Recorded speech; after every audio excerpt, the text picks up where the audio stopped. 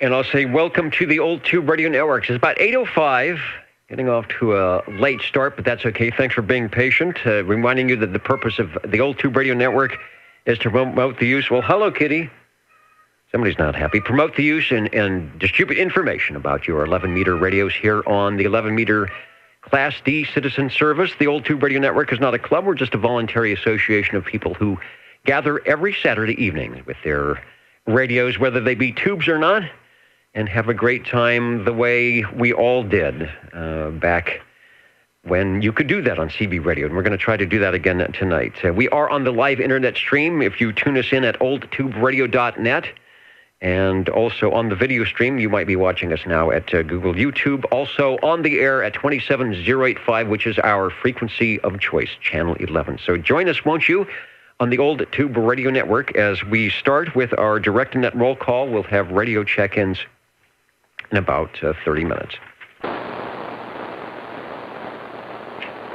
Heading over to the top of the page, our 00 chosen from those with perfect attendance from the last 8-week roll call, and we'll see if Bob is out there ready to go. Hello, Dennis, 00 checking in. All right, sounding good, 00. I'm looking for my pen to start the check-ins. It got, I was doing some rearranging on the radio table there, and it got hidden behind some cables, of which there are many. You are sounding good. I know there's a big game going on tonight, so hopefully the Bulldogs will be victorious. Thanks for getting us started off. Thank you.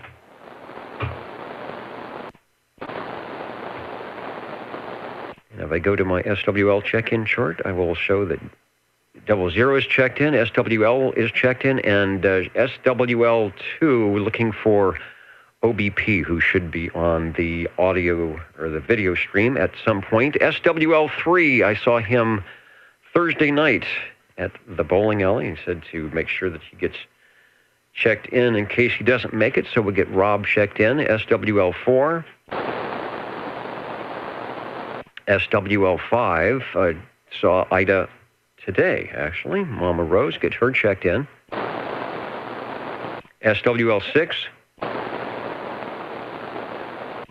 SWL7. SWL7 checking in. And sounding good. I did not hear if there was a station on the crossband. They were out of my range. Over. Did you get anything? I heard him and I went out there, but I didn't catch his call sign. Okay, it must be. My antenna's low, so that's not a possible issue there. And I think everyone was having trouble. So hopefully, if they're listening in, they will try it again, and someone will be able to pick them up if we can't get them here. Thanks for checking in. Audio sounds good. Let's see, we're going to SWL 11 and 12 from, actually 12 is on Facebook. Good, Jim and Lisa checked in. Over to SWL 13. And I'll keep an eye out on the big page for those checking in that way. Let me scroll down. I've been missing checking who else is out there. So if you come in, Michael, we'll get you checked in. Over to SWL 14. SWL 15. And I will have the radio video tonight. Oh, you know what I was going to do? Instead of looking at me, let's see if I can do this. I've got the Orban loudness meter. Let me bring it up on the other camera, and that way, there you go. I still only have the camera resolution still isn't correct. So we'll put in, there we go. So you can watch your audio. Not centered there, but there is the loudness meter. Which one is it? It's the bottom meter here. It's got the number right there. Should be around, if you're perfectly loud, you should be around -14, I think. And then you can watch the VU peaking at the same time. You'll get my audio there as well. So much for the fancy stuff. Where did I leave off? SWL 15. SWL 16.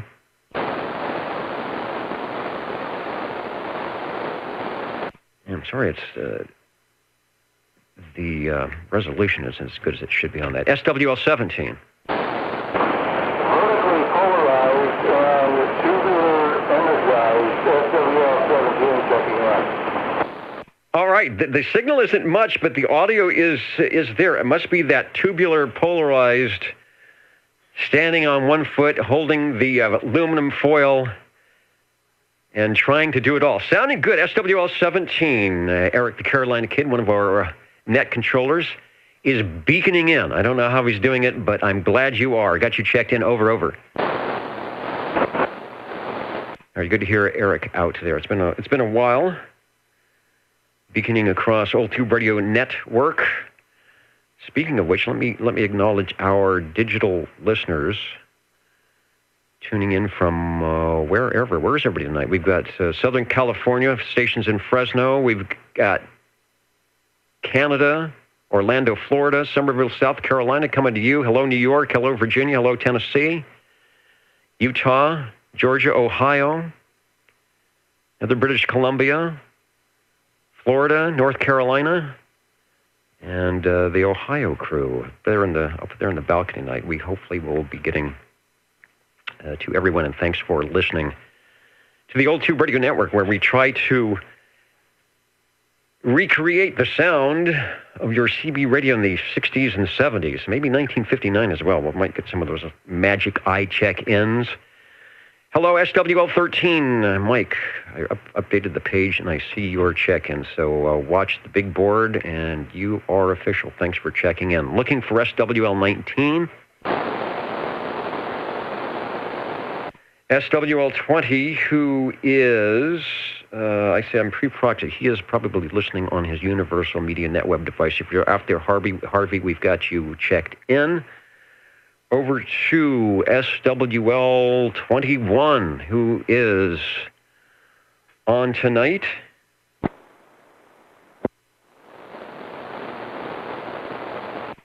From the Wasama Swamp, and I saw the old radio night was up and running. So I know you're feeling better there, JT. Also, he was on the sonar. I love that sonar. The sonar setup with the amp and the Demco and the radio, and it had this great, I guess that's the relay. When you keyed up, there was just this crash, a nice big thump. The meters were working, the lights were working, the Sonar FS23. So maybe we will get a Sonar FS23 or a sonar check-in tonight. But you are looking and sounding good, and glad you cheated. As you said something about cheating the Grim Reaper, so I'm glad you did that. Let's try SWL22. SWL23. Shortwave listener 24. 24, checking in. SWL24. Hello, Joseph. I will put the X in the square. Somehow you already have an X there. How did that happen? Am I looking at the wrong... No, that's right. Okay. I must have known you were going to check in. We got you.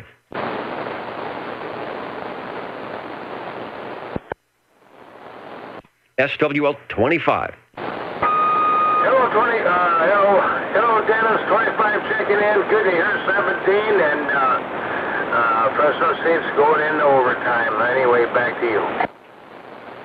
Oh, well, something did change. I get some complaints that nothing was happening, but something happened. Hopefully it will be the good thing that's supposed to happen up there in Boise. It's always the Las Vegas, Boise, San Jose are always good rivals. You are sounding good, Jerry. Thanks for checking in. And by the way, you're sounding good too, Dennis. And anyway, back to you. Yeah, you are pushing the Orban loudness peak limiter right up to the -14 where it should be. So thanks. Over to page 2, where we have SWL27. Probably watching the game. Sometimes checks in via the crossband. Over to SWL29 for a proxy check-in. Then we go, let's see, nobody there. SWL31, I do believe I saw on the big screen. Let me get over to there. Hendersonville, Tennessee. Indeed. Robert and Teresa checking in from Hendersonville. I'm not sure what the weather's like. Hopefully there's nothing too nasty going on. Depending on where you're at, you can get snow and because a tornado somewhere, or maybe even an earthquake.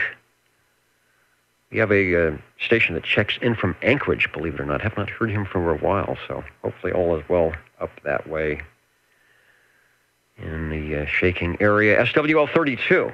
I'm going to have a proxy check-in for Doyle. Over to SWL 33, myself, Bozo Control, who is somewhere, and the Jingle Singers, who we really didn't try. I really didn't try out their audio, so we'll just do it live when they start. In fact, they probably should do something after the end of the roll call here if they're set up. If you hear that in the other studio, be ready here in about 15 minutes. SWL 34. SWL 35, I do believe I saw the beaconing signal from SWL 35, indeed, on old2radio.net, checking in from Cowboy Country. Hope it's not too cold there yet, which is probably not saying a lot since it is December, so it probably is cold there, but we're thinking not too cold. Over to the station that sounded good earlier. Hello, Roy, SWL 36. Yeah, good night. Yeah, I'm having a good night, and you are sounding good. Thanks for joining us on the Old Tube Radio Network, where in about 18 minutes or so, we'll be talking to the Tube radios. How about SWL 37? 37, good evening, Dennis. And hello, radio. Sounding good. Chris, thanks for checking in. Yeah, SWL 38. SWL 39.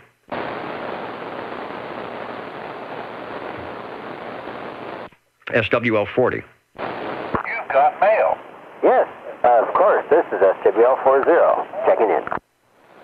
And I might have mail. I haven't checked the email. Sometimes it gets busy with all the screens going on here. Thanks, Larry. Let's try SWL 41. SWL 42. Good evening, Dennis. Man, I think I got it working. Give us a triple play for 42 and the other two. Thank you. It is working. In fact, you put the loudness meter up to minus 12. In theory, it's set up that if you're about where you should be, it'll show up with a minus 14. So that might indicate you got too much, but it sounded good. I'll get everybody checked in. We're definitely way up there on the S meter. And thanks for listening to the Old Tube Radio Network. SWL 43. SWL 43 on the key. Good evening, Dennis. I like that. 43 on the key. We'll make it official with the X in the square. Thank you, Eddie. And I think he got logged in, SWL 44, saying hello to Ed and myself. And he's having technical difficulties. It's going around. I spent 2 hours trying to get the cameras to work and unloading things, and that didn't work. And I heard Dennis working on his audio and Ed working on his audio and Larry doing things and people not being able to check in on the crossband. There is some force going on. So hopefully when the Bulldogs win, that will set the universe straight. Ray, you are checked in. And thanks for listening tonight. Over to SWL 45. 45 on a nice cool night up here in the mountains. Yeah, it is cool. I don't know what it is. Probably down in the 40s tonight here. I know you're going to get lower. And Bill, Mr. Bill just checked in at 28 degrees. Thanks for the update, Bill. I don't think we're going to beat that unless you're way up high tonight in the hills. Thanks, Paul, for checking in. Thank you, Dennis.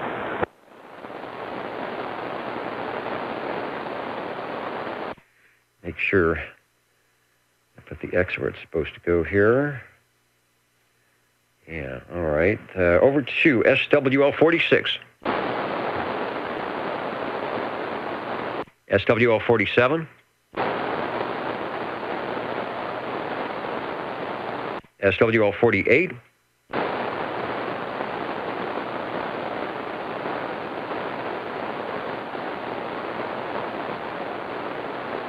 SWL 49.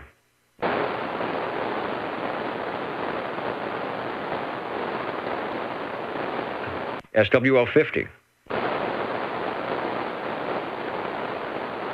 When it's overtime, it's hard to get anybody into the radio room, but we'll be here till 10 o'clock tonight, getting everybody checked in as they get back to the radio. SWL 51. Yeah, speaking of overtime, I think they lost 16-13 in overtime. So much for the Bulldogs this year. Anyway, they gave it a good run. Anyways, 51 checking in. All right, well, that's where everybody is. They're now at the refrigerator getting their favorite beverage to assess the damage. All right, well, that's too bad. I think, like you said, they put in a good showing this year. So hopefully they can salvage something out of that. Dave, you're sounding good as always, and we've got you checked in. All right, Dennis, have a good evening. But they always have a hard time over there on that blue turf. I don't like that stadium. It's just even hard to look at. But maybe one day they'll get it going. Well, the Bulldog guys did, or the basketball team used to be good anyway, back in the Boyd Grant days. All right, sounding good and looking good on the Orban meter here tonight. SWL 52. And the station that got us started off as 00, SWL 53. 53 checking in. Thank you, Bob. We'll turn the page. Thank you. SWL 54. SWL 55. SWL 56. Good evening, Dennis and the net. 56, just for kicks. 56. You are sounding good. As always, thanks for joining the Old Tube Radio for Lunch bunch tonight. SWL 57. SWL 58. Our Anchorage station, SWL 59. Hope Tyler made out okay wherever he is at in Anchorage. SWL 60. Evening time to you, Dennis. It looks like we got a heck of a game going on with that Boise State and the Fresno State. Doggone it, Boise State 16, Fresno State 13 in overtime. And Fresno State has the ball on the Boise 9. Oh, boy. SWL 60 checking in this DX 2527, the 291 base. As always, the 291 base beaconing through here on the Old Tube Radio Network and sounding good. We've got you checked in and back to the game. SWL 61. 61 checking in, Dennis. 61 checking in and checked in. Hello, Dean. You are sounding good. Thanks for listening. Thanks, sir. Let's check out beautiful downtown Clovis, SWL 62.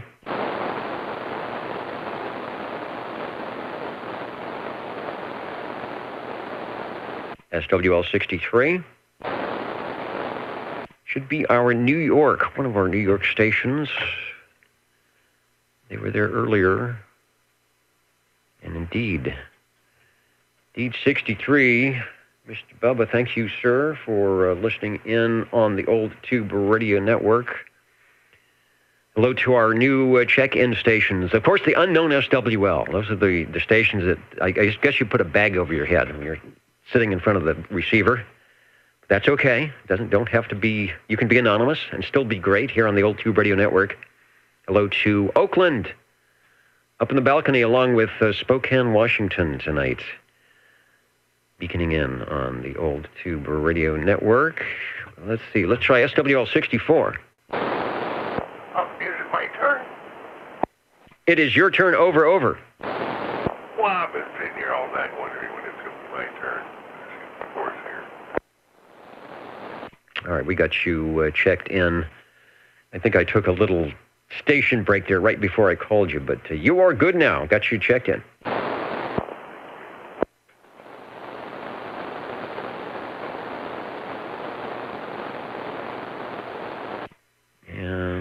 let's see, 28 in Cheyenne, up in Utah, 30 degrees. This is like the Bulldog game. It's nip and tuck. We've got who can get the lowest, and I imagine we're probably in the mid to upper 30s up in the hills tonight above Fresno. Let's try SWL 65.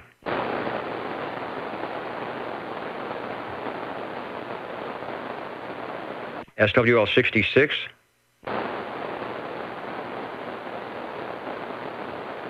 SWL 67.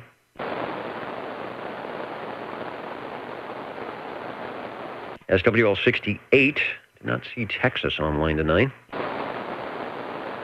SWL 69. 69 checking in. Bulldogs just scored and won. All right, now everybody's going to their refrigerator to get their beverage of choice for the celebration. Very good, Ken. Thanks for the update. The Mustangs sounding good, and go Dogs. That was a Navajo 458.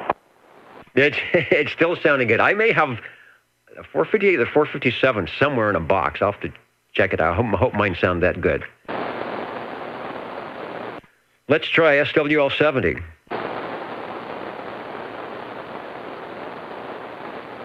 And a reminder that we will be talking to and checking in the tube radios in just moments.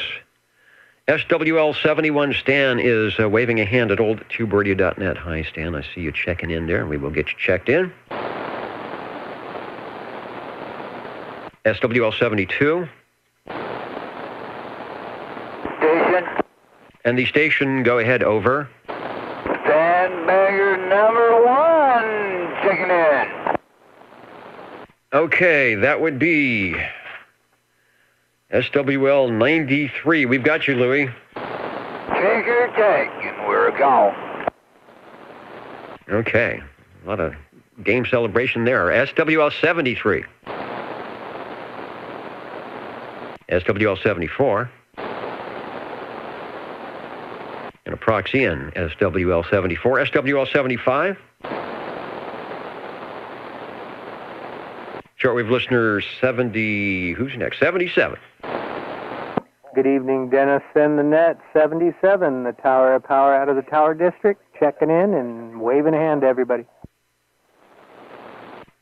And sounding good doing it. Thanks, Dennis. We're tuning in the Saturday night place to be here on the old Tube Radio Network. As I look behind me to make sure the meters are working. It looks like they are. Continuing with roll call. Tube Radio's coming up. Hopefully less than 10 minutes here. SWL 78.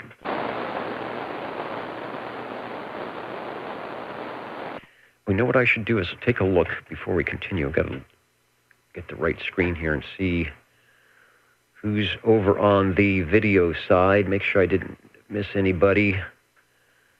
Looking for SWL2. Hello from the Gulf Breeze out there in Florida, one of our Florida stations. Buck Naked there. That's his handle, of course. But Black Horse Militia, good to have you in. Western Washington, Seattle. That's our Seattle station up in the balcony tonight, waving a hand. Hello to, is it Smarty up there in New York? Good evening, all. And TB40 Ford, one of our regular listeners. QRT in Kentucky.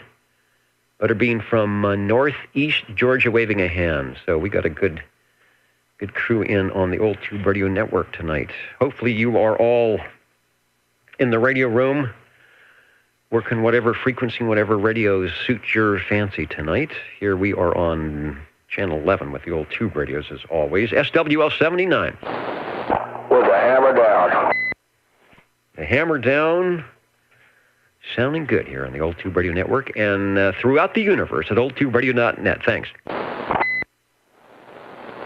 SWL 80. Shortwave listener 81.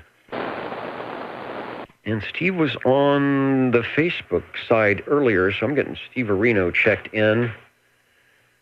And I'll watch out for any posts that Steve might have. Let's go to the ditch banks for SWL 82. SWL 84.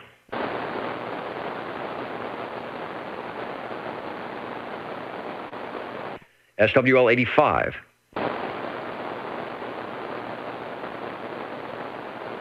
SWL 86. SWL 87.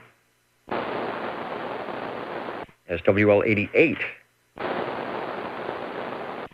Shortwave listener 89. Got a check-in for SWL 90.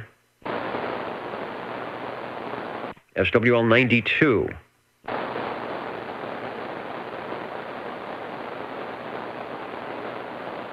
That would be Madera Town. 93 checked in moments ago. SWL 98. Checking in, Dennis. Hey, there he is. 544 Fresno Dave with an X in the square, and good to have you along tonight. Thank you, Dennis. Taking us up to the big numbers, SWL 109. I'm still having technical difficulties. My clicky mouse on the big board doesn't want to work too much. At least stay in time tonight. SWL 110. Sorry, but you missed 103. Yeah, see, I still have you stuck between 114 and 128. So let's try that. Let's try putting you up on the big board if you're watching the net and checking in 103. Give a squeeze on the cheesy E's. Cheesy 103, checking in. All right, sounding good. Good 20 over signal tonight on the old tube radio network. Thanks for checking in. And nice audio, too. Who else is out there? It's the Steve and Bob Show up there in Chester and Oxford, Ohio, where tomorrow, they're on the other end of the scale, where tomorrow it will be 60 degrees when the sun comes out. I don't know if we're going to make 60. We had a big cold front come through after the rainstorm. I do not believe we were in the 60s at all today. Thanks, everybody. 111, getting Bob checked in, who said he's having a lot of static and things tonight. But if you're listening on the internet, Robert, I've got you checked in. Thank you. SWL 113. All right, there was somebody in there. Who was the station? Over.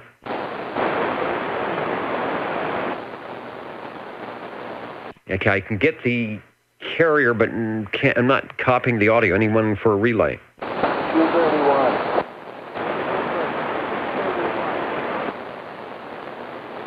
Just carrier.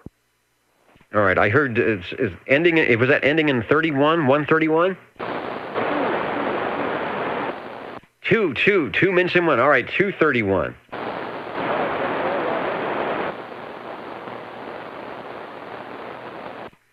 All right, well, welcome to the old Tube Radio Network, where in just moments you will be hearing some of the classic radios glowing in the dark, as they do, thanks to the vacuum tubes.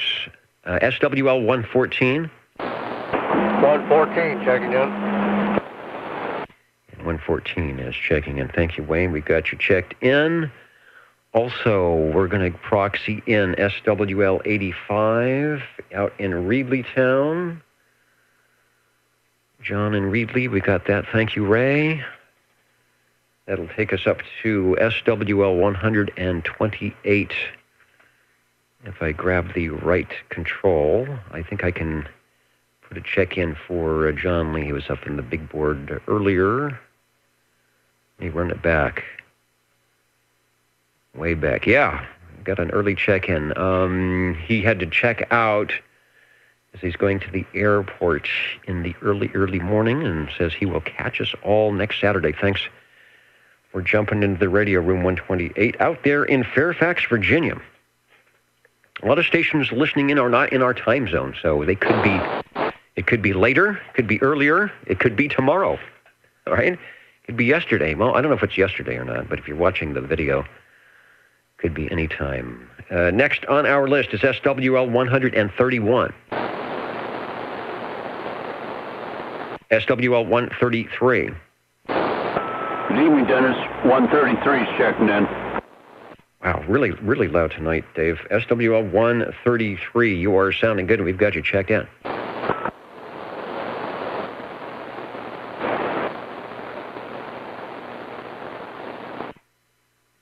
And hello to Butterbean out there in northeast Georgia, if I didn't say so already. Over to SWL 135.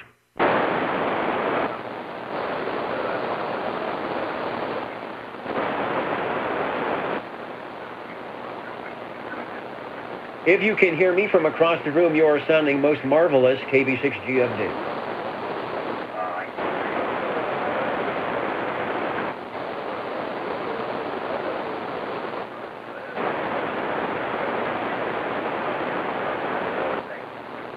All right, we get you checked in. Sounding good, thank you, KB6GFD.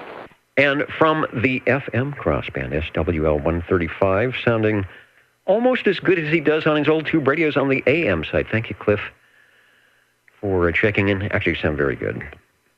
Good signal. Full quieting. Over to SWL 37 for a proxy check-in. X in the square. SWL 147 also checked in. He's a busy guy with the music during the holiday season. And Neil, I know you are on my check-in thing here somewhere. Let me scroll back up. In the house, weather has been cold and rainy over the weekend. Yeah, his band had a doubleheader today and another tomorrow. So, boy, glad you still have some energy to make it into the radio room. And no skip. I turned the radio on for about 2 minutes earlier this afternoon. Didn't check the ham bands, but there was nothing on 10 or 11 meters. So thank you, Neil, for checking in, and keep up the good work. Keep everybody happy with those Christmas melodies. Let's go to where it is definitely cold, I'm sure. SWL 195. 195, checking in, guys. Up there in Coarsegold, no snow yet, I'm sure, but a little chilly. You're sounding good tonight, Jim. Yeah, it snowed a little bit this afternoon, but it didn't stick. Yeah, it was cold down here in the valley, and you got a little bit of snow, but it didn't stick. It's just testing. It's prepping for what's to come. Thanks for listening into the Old Tube Radio Network. Thank you, sir. And you are sounding good tonight. Sometimes we get that rain.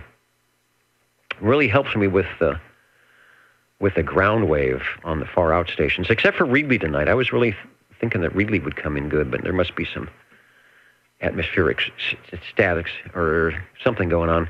Hello to our new listeners coming in from Washington, Pennsylvania, and Astoria, Oregon. Welcome to the Old Tube Radio Network. We're going to be firing up the old radios in one moment. How about SWL 226?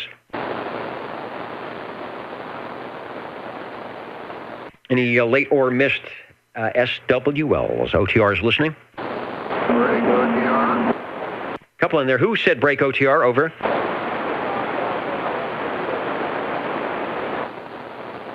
All right, I hear that station. Who was the other break OTR? 650, Dennis, waving our hand to everybody tonight. Oh, man, 8 over. S8 on the meter, sounding really good tonight. Thank you, sir. You have a good one. I'll see you guys next week. All right, nice audio as well. And who was the other station for the check-in? Over. That's 231 up there, Bass Lake, Dennis. 231. All right. Yeah, I've got his carrier, and occasionally I get the audio, and the problem is on my end with my low antenna. 231. Keep up the good work. And I promise, sometime in the next 10 years, I'll have something that's I'm supposed to have as net control. Thanks for being persistent. And if you want to hear how you sound, we do archive the audio at oldtuberadio.net. We run an audio archive and a video archive. You'll hear how your station sounds here at Net Control in Midtown Fresno. All right, everybody, I'm going to set up for the Tube Radio check-ins, and we will be doing that in about a minute. Give me a second or so to run around the room here and get everything set up, make sure the jingle singers are ready, and we will be back on the Old Tube Radio Network. Oh, just wanted to see what I look like on the meters. You called me before you put them up. Okay, that is That's the Orban. This is an Orban loudness meter. It's got a lot of things going on. The one at the very top is the momentary peak. The one below that has the little box is it's called short-term and integrated. So that's sort of the maximum peak, and I've got it set that if you are probably about 100% modulation, you'd get the box up to about 14, minus 15, minus 14. If you're a little louder, it'll go minus 13. The box below that is called, that's just the regular VU meter, so probably at minus 15 where most of the thing is, and the box below that is called a peak program meter. So on an analog VU, you know how the meter moves? Well, just because of the logistics of the analogness of that, you can't really see the peaks because you've got dampening and the magnetic field and all that stuff. So I keep the foot switch going here. So the bottom meter is a peak meter that will show you the peaks that you can't really see on a analog VU meter. So there you go. Anyway, that's what's supposed to be going on that, and there's a couple of things that aren't in the screen because I don't have the aspect ratio, but those are the most important ones. So chat away while I fix up things here for the tube radio. I'll copy that. Just wanted to check it out and see what it was doing. All right, thanks, and we'll be standing by.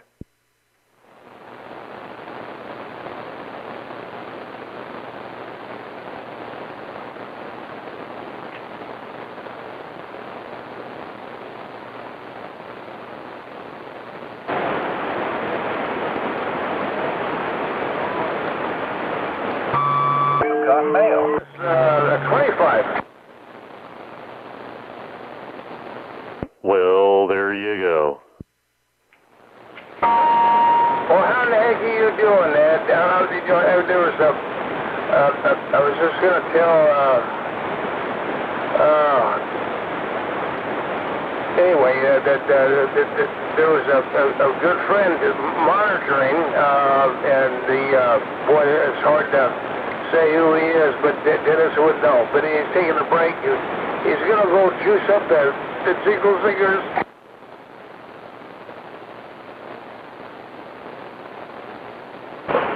Hey, Jerry, how you doing? I tell you what, I'm doing as well as I can and having fun and enjoying life. How are you? Doing wonderful. We're a marathon about 10 feet up in the air here I am. It's fun to play this again. Right on. Right on. And I'll tell you what, 'tis the season to be jolly. So, anyway, thanks for popping in there. Good to hear from you, man.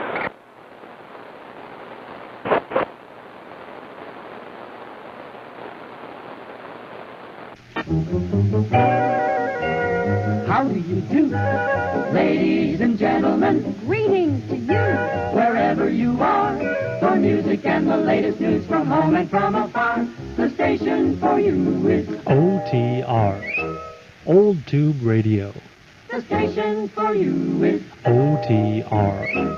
We certainly hope the station for you is the Old Tube Radio Network. Here, 27085, our frequency of choice, Channel 11 in the Central Valley of California, doing what we do best on a Saturday, and that's having a good time with our two-way radios. Hopefully we can involve you as well, as we hope you are warming up some tube radios to bring along tonight for our shortwave listeners and the tube radio operators, OTR, listening for radio check-ins.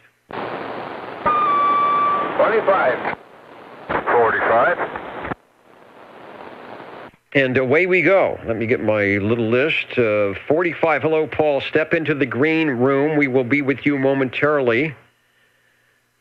But we will turn our non-existent beam to the north, out there in Madera Heights, for Jerry, SWL 25. Hello, sir. And not sure if you watched the Bulldog game, but it sounded like it was a good one. Yes, absolutely, Dennis, and it was a good game and a hard-fought game, and I think it's the first time we've ever actually beat Boise on their own field, but But in any case, also we have a friend who is listening on the amateur side, Larry. I call him the one-eyed drummer, but K6BN might be just listening on the side. You just never know. But anyway, he just said to say hello, and real quickly, I'd like to say hello to the rest of the SWLs. Paul up there, he all sounds great, and everybody else does. Very quickly, checking in the Browning Golden Eagle Mark III SSB sidebander on the non-powered banana mic, and I tell you what, back to you, Dennis. Back to me in the studio. All right, we will say hello to Larry. I think I know you're talking about. He has an awesome amateur station that usually puts in like 10 over signals here into Midtown. Not sure how he's listening. Could be tuning in on one of his receivers or perhaps listening in at oldtuberadio.net. But glad to have him and anybody else along. Tell your friends if they're interested in the older style radios that we have some great collectors out there that take some time out of their Saturday evening things that they're supposed to be doing and sneak into the Radio Shack and share their rigs with us, as Jerry is doing. The Browning Golden Eagle Mark III SSB, a two-piece radio, a transmitter and a receiver. If you're looking at the video, the top rig, the top unit is the receiver. The bottom unit, I think that's right. The bottom unit is the transmitter. I'm sure you should see them side by side. Yeah, the receiver would have the speaker on it, don't you think? What kind of microphone are you using with the Browning tonight, Jerry? Over. Okay, I thought I mentioned that the non-powered banana mic, I believe it's made by Electric Voice, but anyway, yeah, sometimes, you have to be careful when Bozo doesn't get the peanut butter out and try to make a pie out of the Browning for. Well, never mind. I'm not even going to go there. Anyway, thanks for checking it in, Dennis, and back to you. Yeah, I have enough trouble. Don't give him any ideas. Yes, indeed. You mentioned your microphonium. I'm showing the D104. This is a photo from the great collection of SWL 135, and usually uses the Golden Eagle with that. And the Browning microphone sounds good. That's sort of the one that you could, I guess, get with the package when you bought the radio. Sounds great. Still working good in 2018. Radio number 1, the Browning Golden Eagle Mark III SSB. Give us another transmission, and thanks for getting us started off tonight.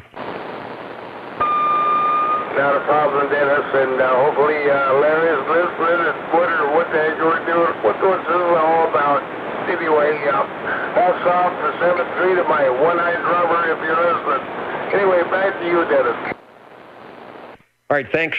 Yeah, we have been doing this gathering of the tube radios for, I'm going to say 34 years on Saturday evenings on this frequency. Many net controllers, many radios, many SWLs still going strong and having a good time. Thanks.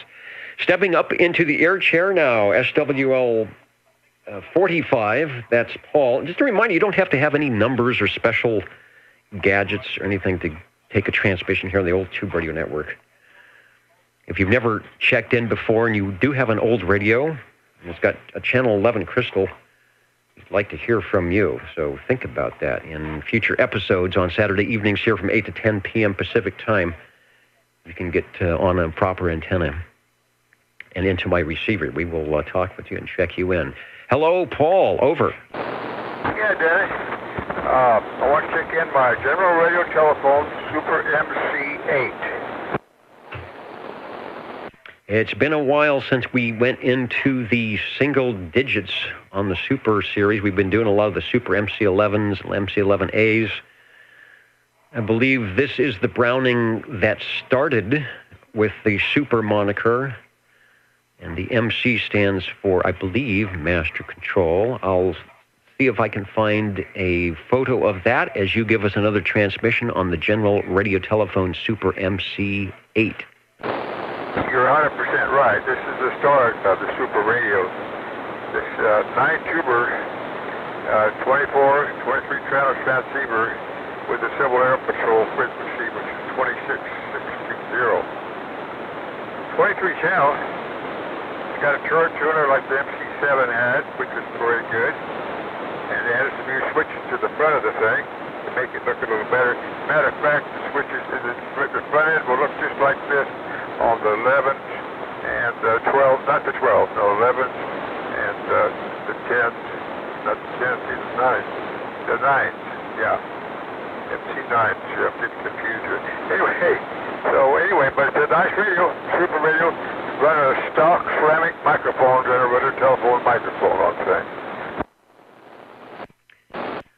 Microphone sounds good. The audio is nice. The picture that we're showing is from your collection out in the flora and fauna.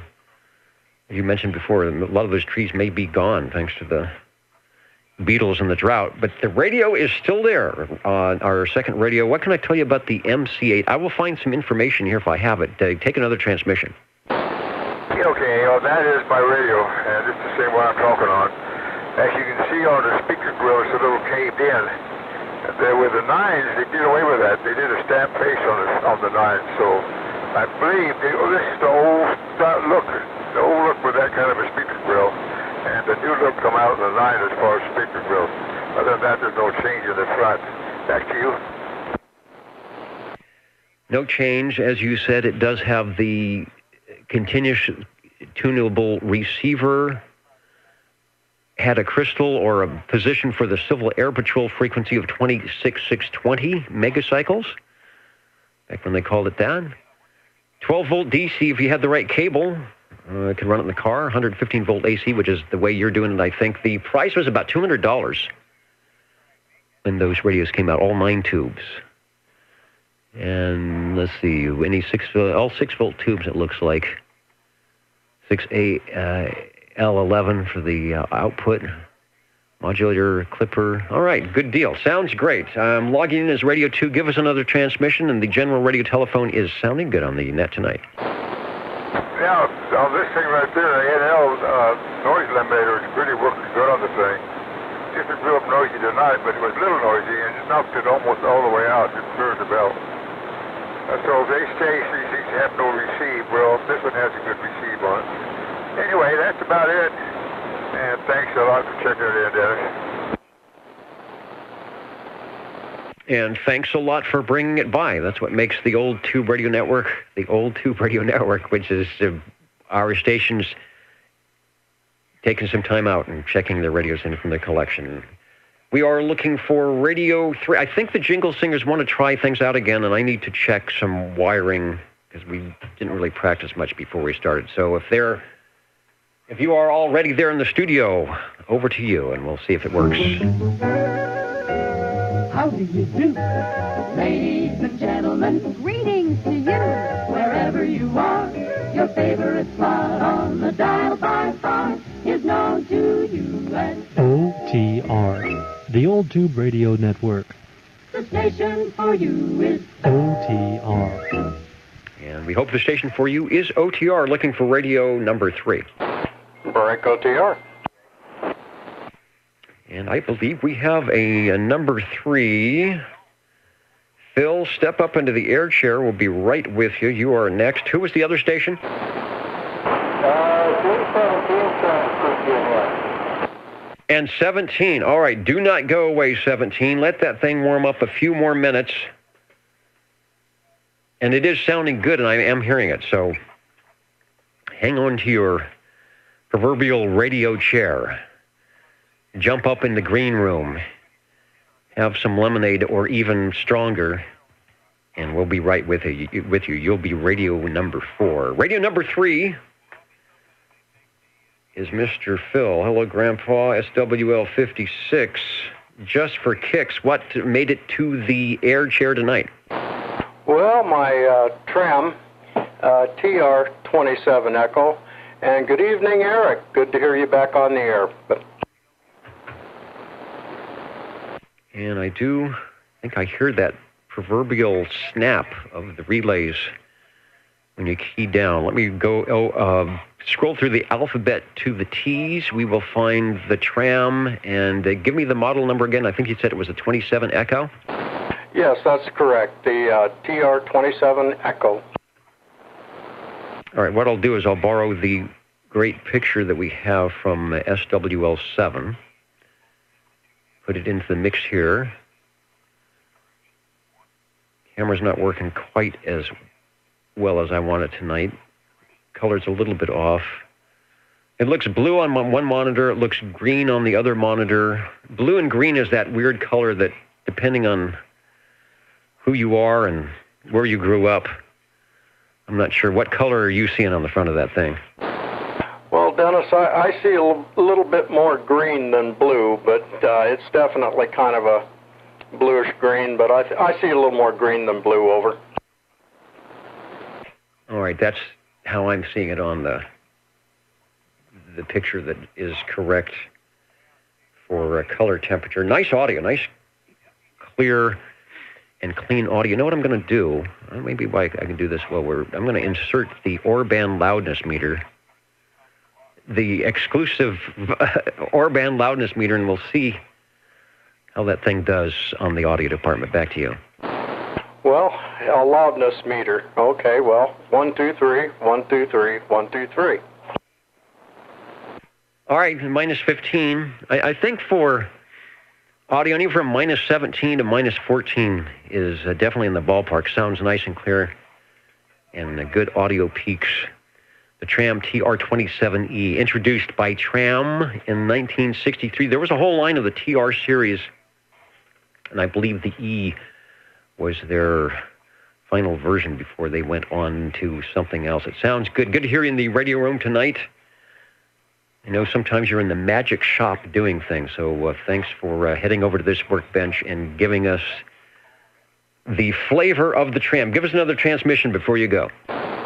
Well, thank you, Dennis. Yeah, I've got a little bit of space on my workbench this evening, so I think I might get a couple on yet tonight. So thank you, Dennis, and pick up Eric there, back to OTR. Will do. The Old Tube Radio Network here at 8:57 Pacific Standard Time, heading up into the air chair, a station that is no stranger to the air chair, one of our net controllers at 8:57. I'm curious to see what it is that's glowing in the dark, Eric. Hope you can hear me. And I was hearing you fine on that last transmission. Over. Dennis, I hear you just fine on the Courier Royale. And it's fun to hear the Jingle Singers and the other glow-in-the-dark radios that are gracing our evening this evening. Indeed. No wonder you sound as good as you do, and I actually sound good. The Courier Royale, top of the line for Courier in their line of radios at the time. If you look at, I don't have the ad, but there's an ad out, and they show the Courier Royale with the CEO of the company, a picture next to him, saying, "This is the rig that we built for the boss." And it had to be perfect and have all sorts of great things on it. And so that's what they did, including adding some Collins mechanical filters to help on the receive. Nice audio as well. And again, good to have you on 27085. Hope all is going well. Let's go back to you for a transmission. Dennis, thank you for your time and effort that you put into the Old Tube Radio Network. The audio is coming to you from the Courier Company also. It is the BCM-4. If you want to Google that and somebody say, who knows. Anyway, it is an amplified desk microphone. Kind of unique. I haven't seen any in a while. And it was a nice little eBay find one day. As I mentioned before, the Courier Royale, when people list some of their favorite radios and they're not talking about a Tram D201 or a Browning Golden something, this is one of the ones that comes up a lot, the Courier Royale. So, as you said, you've got a good eBay find.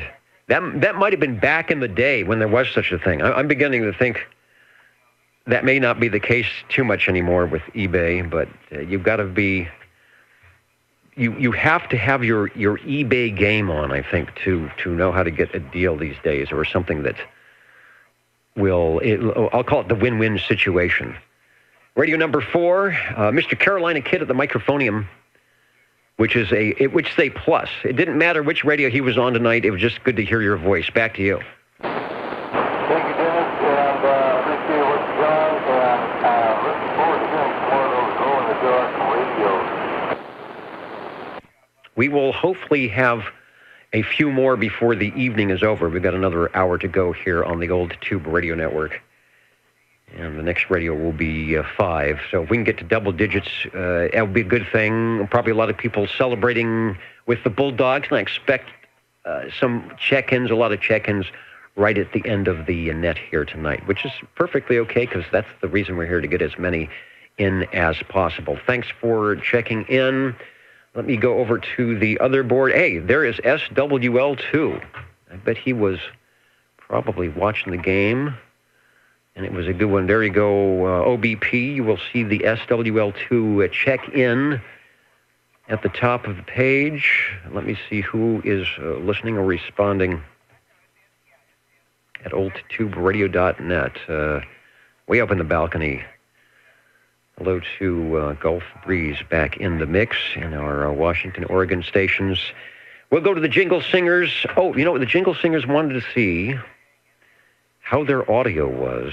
So I will switch over to the exclusive Orban loudness meter here as we head over to, if I can get it centered in the proper shot here, and we'll head over to Studio B for the Jingle Singers on the Old Tube Radio Network. How do you do? Ladies and gentlemen, greetings to you. Wherever you are, the friendliest station for you by far is known to all as OTR, the Old Tube Radio Network. The station for you is OTR. And I guess if I'm going to put on the Orban meter, I should show their Orban logo. The reason I'm doing this is we had a Society of Broadcast Engineers meeting Thursday, and we had a teleconference with Robert Orban. I didn't even know he was still alive, but he is, and sitting in front of the camera and telling us about the science of audio processing. And let me tell you, it is definitely a science in the things they're doing these days with the electronics and the high-speed computers. Would definitely blow your mind. We are looking for Radio 5 in the Old Tube Radio Network. Contact. And the contact, go ahead, over. Hello, Dennis. Hello, radio. Going to my shortwave listener list.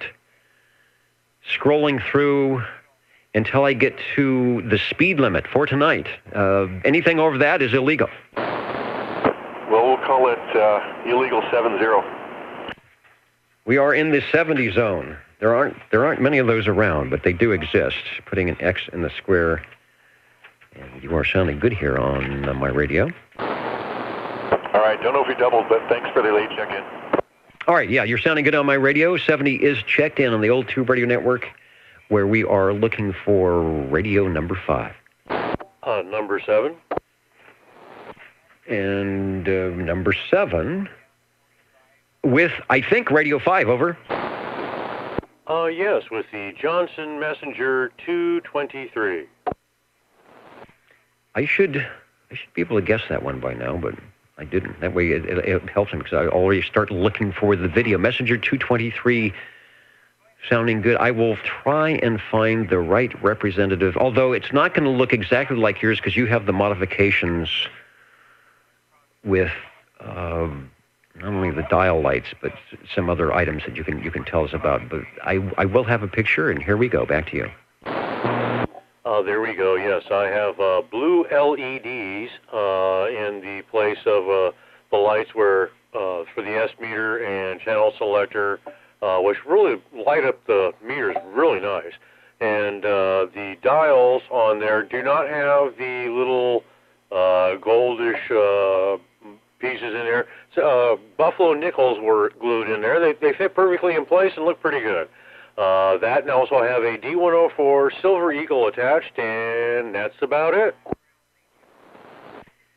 And that is enough. You don't need much when you start out with something good from the E.F. Johnson Company. I don't think there was anything bad. I don't remember anybody saying, that's the dog of the E.F. Johnsons. Everybody likes them from the beginning of the White-Faced Messenger, which doesn't look like much, but is a screamer on transmit. Receive might be leave a little to be desired at some points, but the transmitter is really good on that. And then all the way up through, I don't know, the 323 and the golden 250s, and the most popular probably this one right here, the 223 Messenger 2 with the 23 channels. Give us another transmission on the E.F. Johnson for radio number 5. There you go. Well, along with being an easy radio to operate, it actually has a pretty good receiver in it. As far as that goes, the Browning and the Tram it's real comparable to it. It's got a very good receiver. So it's a good radio all the way around. An important thing to have is the good receiver as well. And they had time to figure it out. Johnson was really good at making a lot of transmitters. I don't know if they made, in the amateur world, everything I see from E.F. Johnson is a transmitter. The Viking and the Valiant and the Desk. And I guess they made amps, Thunderbolts. Not sure what they had for CW rigs, but I don't recall if they ever had a transceiver until they got into the 11-meter mode. 1969 to 1972, if you were around then, you might have seen these new on the shelf at your favorite radio store, electronic shop, and maybe even at Sears.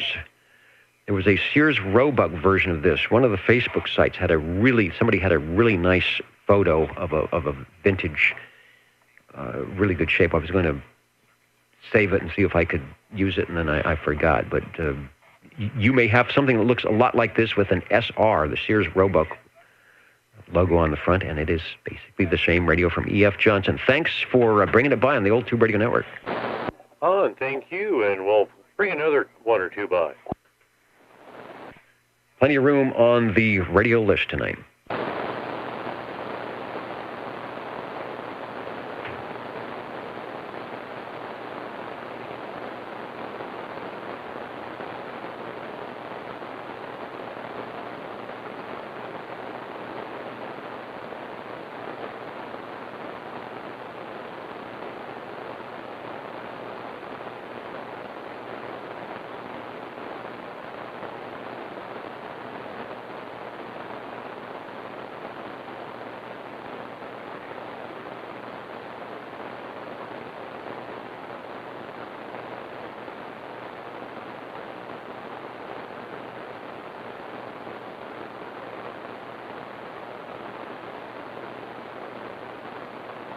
I think everybody's exhausted from cheering on the Bulldogs here tonight.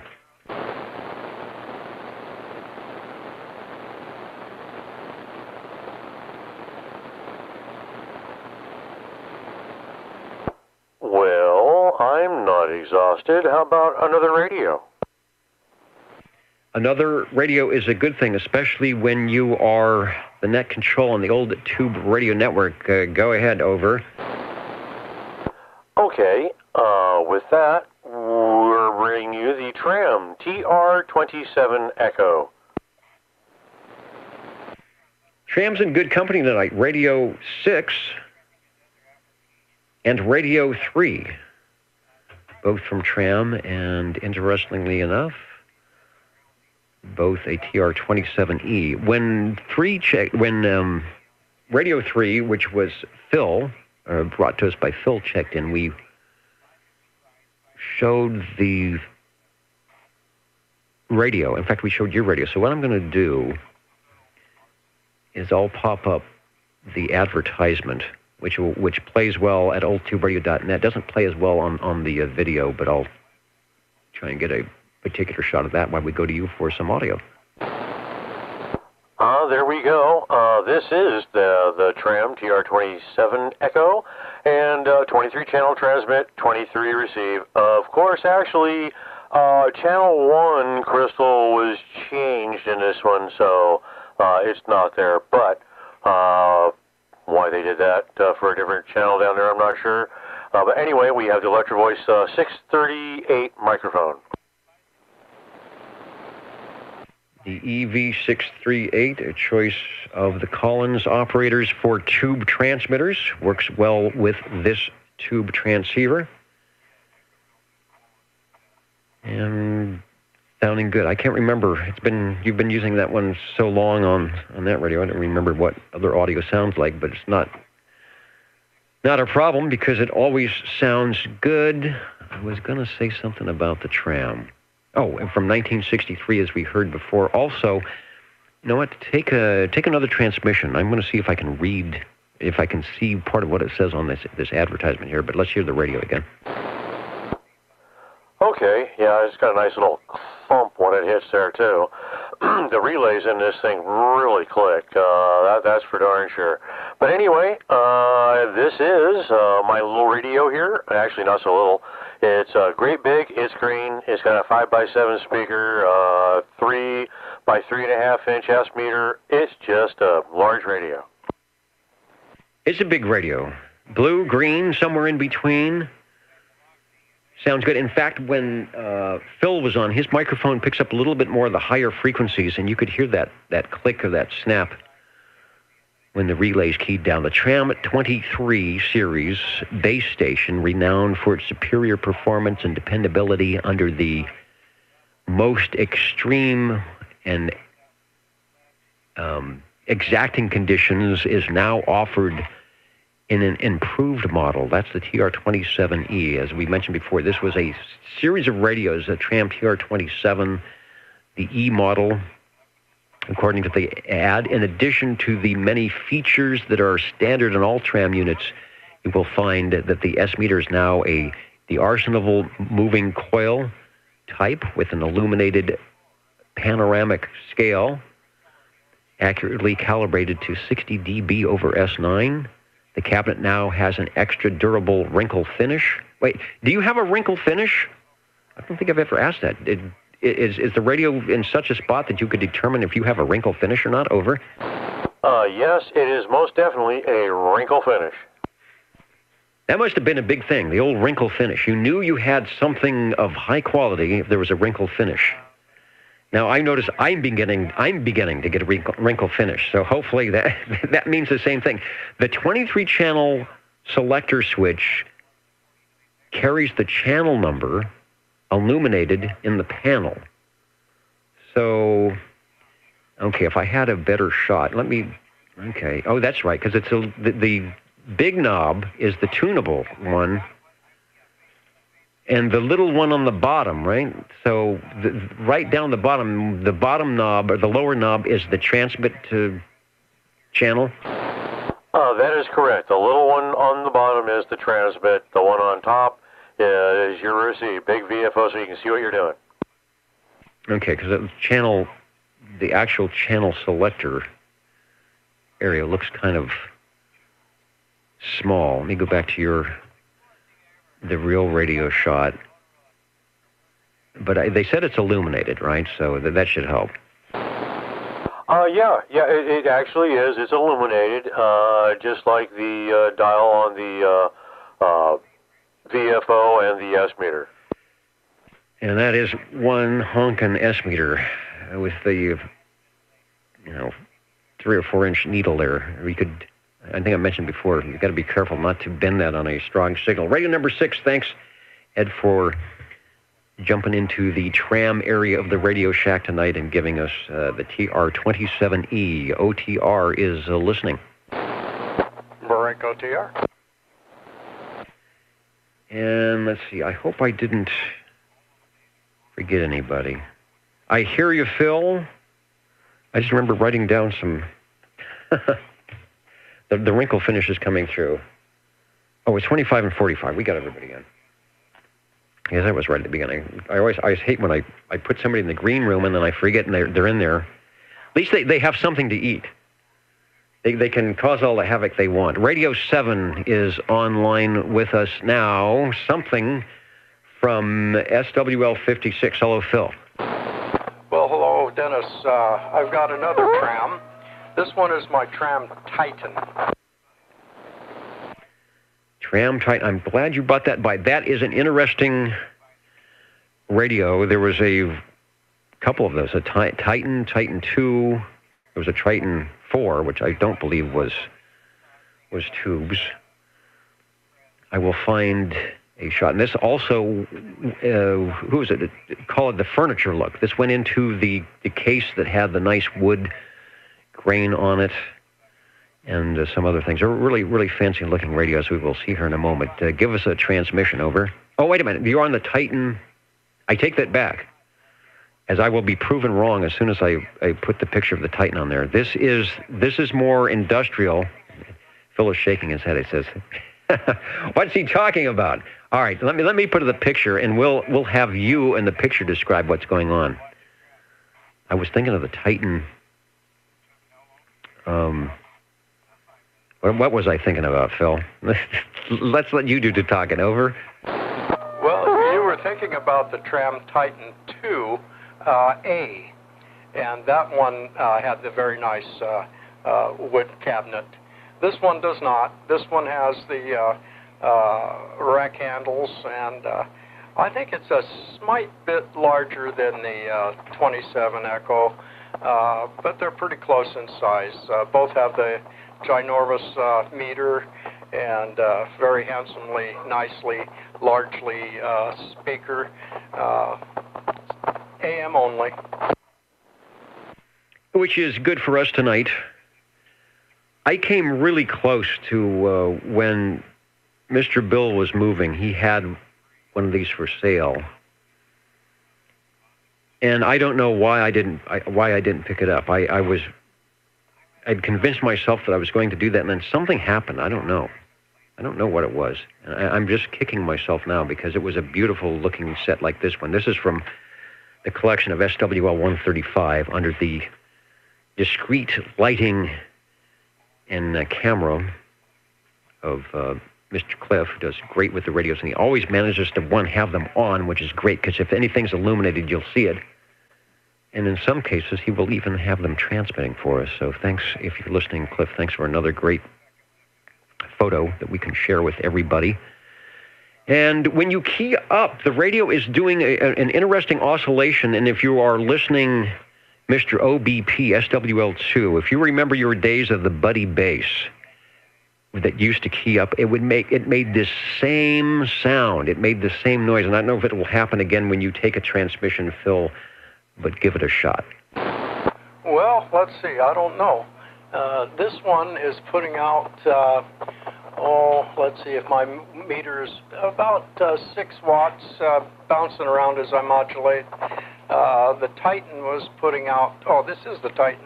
The 27 was putting out about 4 or 5, so I think this one's got a little more power out on it, but both radios are very pleasant, very easy listening radios.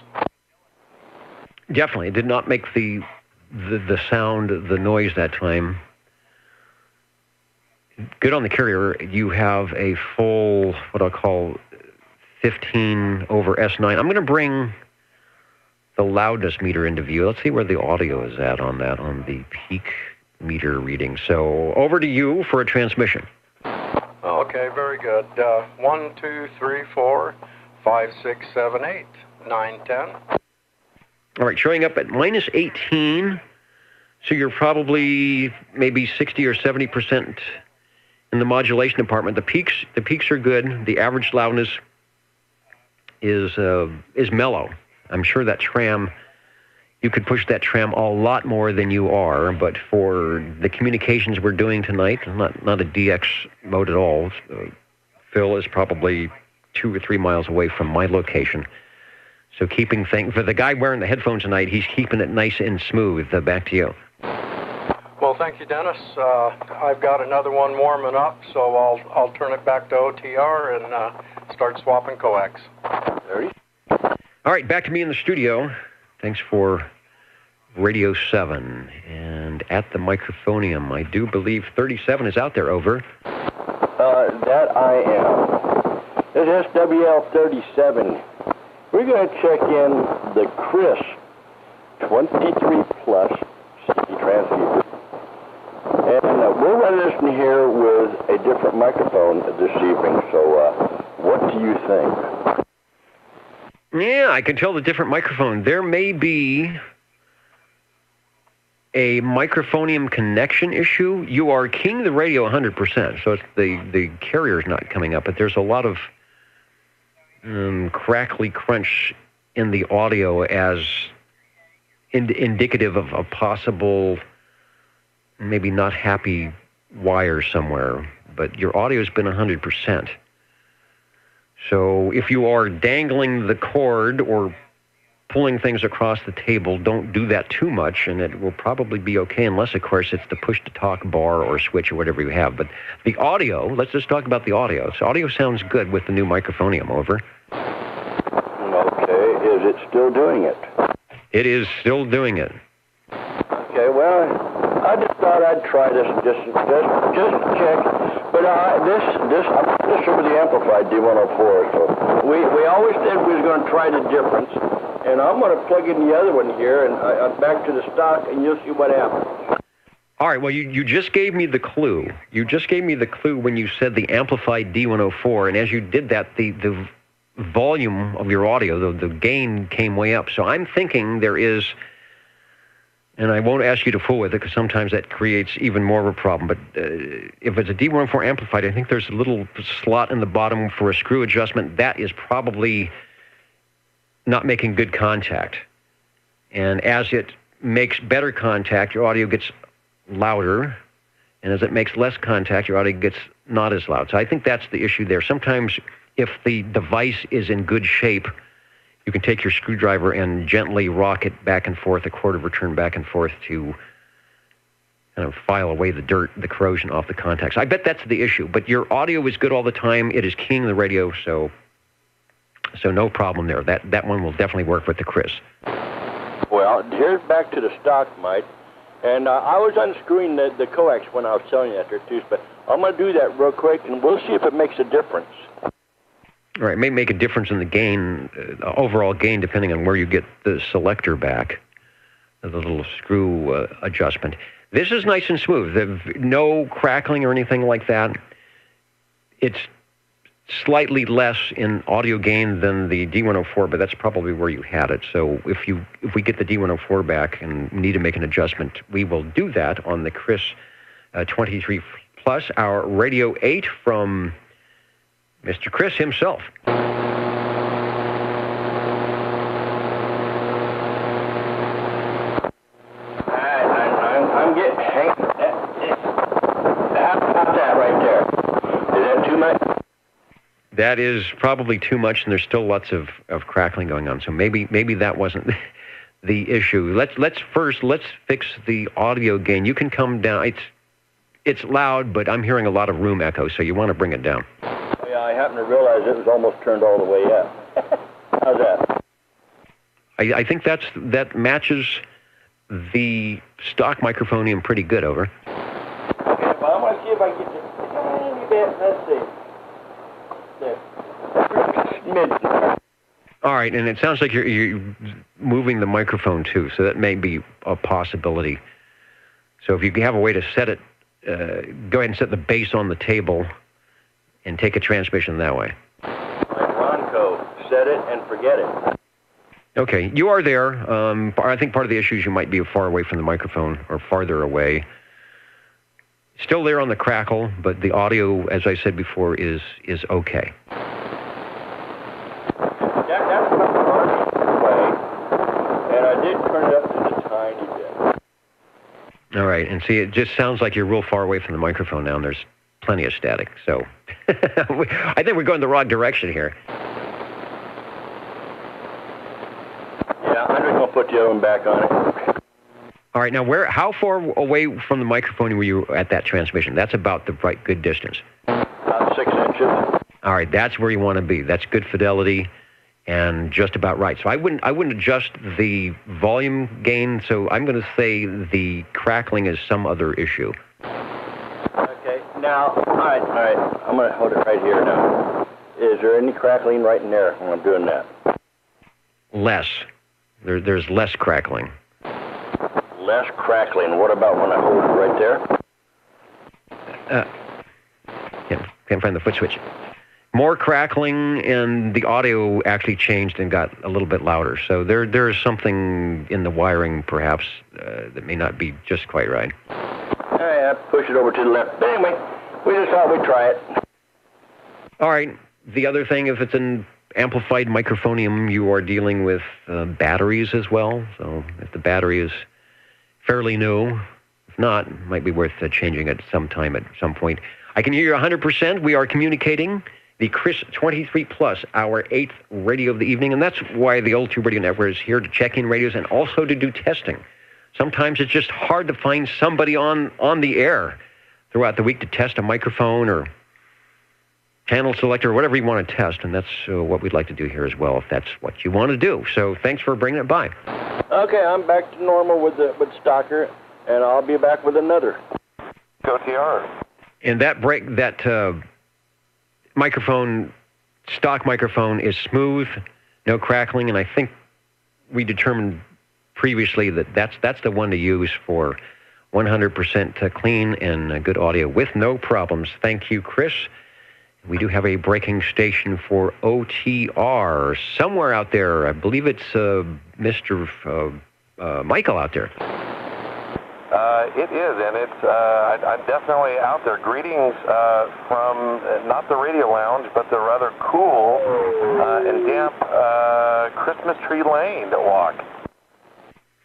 Oh, I didn't even know it was open. I drive by Shields Avenue. Well, I guess it was Friday, so it wasn't open then because they start blocking the streets off.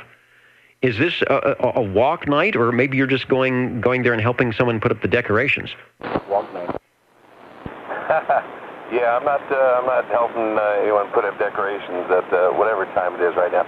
No, this evening is opening night of the 96th annual Christmas Tree Lane, which is essentially, for those of you that don't know, a 2-mile walk down Van Ness,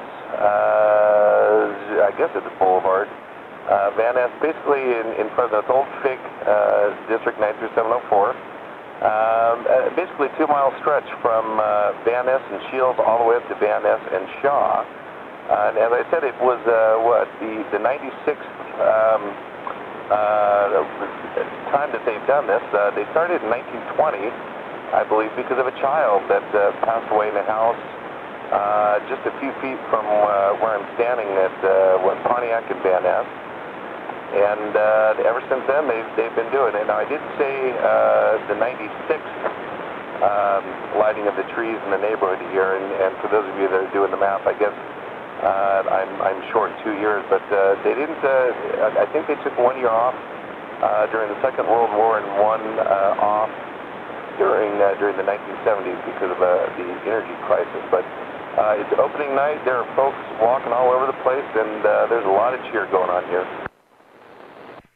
Absolutely. You are in a great spot. Your signal is actually, I'm going to look at the S meter again. I think your signal is stronger where you're at right now than I normally get you at your QTH, at your base location, which I think you're running a portable walkie-talkie. Amazing. So don't, unless they're forcing you or you're holding up traffic, don't move too much. I've put up a shot of Christmas Tree Lane. This is from Fresno. This is the entrance, I believe.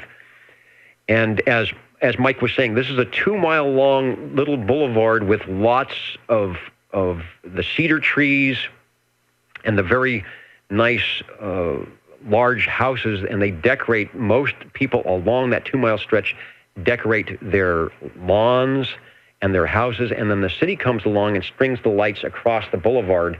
As we're looking down, you can see it goes way off into the distance there and strings the lights. The city does that, and you can see this is a walk night. People, they close the street, and you get to walk up and down the street. I want to just break away and Tim, the mighty Timtron up in the Pacific Northwest is listening in tonight and mentioning that's the Orban meter. And Tim, if you are still listening, I heard you and the W4 station on 3852 the other night coming through, and I was listening on the Starduster antenna, so I think he was on the Flex and you were on the ICOM. Sounding pretty good here in Fresno, so I just want to let you know that I was SWL the other night where you guys were talking. Oh, you know how I heard you? You were talking CW. So anyway, I'll talk to you a little bit later, but I didn't wanted to mention that I heard your CW call on 3852. Now, back to Christmas Tree Lane. I take it you are on the portable walkie-talkie. It's sounding great. Over. Oh, that's good to hear. Yeah, I'm definitely, I'm speaking on a Radio Shack TRC 217, which was my first CB in modern times. I found this guy this and another one, identical. They're twins. Found them at a thrift store for a shockingly cheap price. And boy, it wasn't under the Christmas tree, but it still it was kind of a cool gift to give myself. And it's still working quite nicely with fresh batteries. How is the crowd tonight? It rained most of yesterday. It rained a little today, and it's really cold out there. But how would you rate the crowd? Because you've done this many years for us, and we appreciate you taking the time out and trying not to bend the antenna and poke anybody in the eye. How is the crowd compared to last year? You know, that's another really good question. The crowd is not that bad, I think, because it had been raining quite a bit earlier on today. I think that thinned the herd down quite a bit, actually. I've already walked all the way from the south end to the north end of the route, and it took probably a record short time. The crowds are definitely not that bad. There have been times when, it's just you walked it and you were just afraid that something bad was going to happen. I think it's almost like not a mob mentality, but I think just this massive bodies crammed into such a small area, you just feel the tension in the air. That's definitely not what we're looking at tonight. Well, good deal. The Christmas spirit is alive and well. Again, we're talking with Mike, SWL47. And let me also check you in. I don't think I checked you in on the big board because you were probably not there when I called you, but you are here now. Oops. And that, what did that do? That took away my picture, but anybody watching can see that you are actually checked in. Let me go back to the image link. I always forget which camera I have on. And see if that's correct. There we go. Back to Christmas Tree Lane. And Mike is probably about 2 miles from my location out on Van Ness Boulevard with his Radio Shack walkie-talkie, fully portable, not connected to the internet, not connected to anybody's base antenna, so doing his own little Christmas Tree Lane field day, and the walk takes you from Shields Avenue up to Shaw. So let me talk about the logistics of this while I have you on. So if you're walking 2 miles and you've started somewhere, now you're 2 miles away from how you got there, your car. So what happens? Do you have to walk back for 2 miles? Oh, boy. I don't know if your listeners really want the details here. No, first of all, if you really want to, you can come and park your car in the local shopping center. It's Big Iron Village. I'm sure for a small fee or donation in years past it was Tree Fresno, you could hop on a bus and it would take you from the shopping center, which of course is on the north end of the route. You hop on a bus, it'll take you all the way down to, I believe it stops in front of Gazebo Gardens, which is on the south end, and you walk up. That's one of your many options. Option 2 is what we did. We took 2 cars, left one in Big Iron Village, took the other car down to about where I'm standing right now, and walked up, hopped in the car that was in Big Iron Village, drove back, picked up the other car, drove home, dropped everyone off, grabbed the TRC 217, and here I am again. That's a mouthful, isn't it?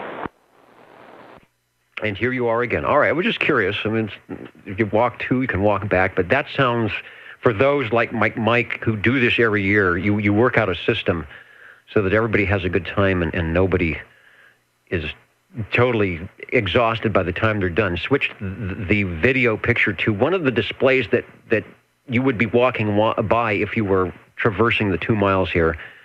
And a lot of the displays are that intense. Some of them are animated,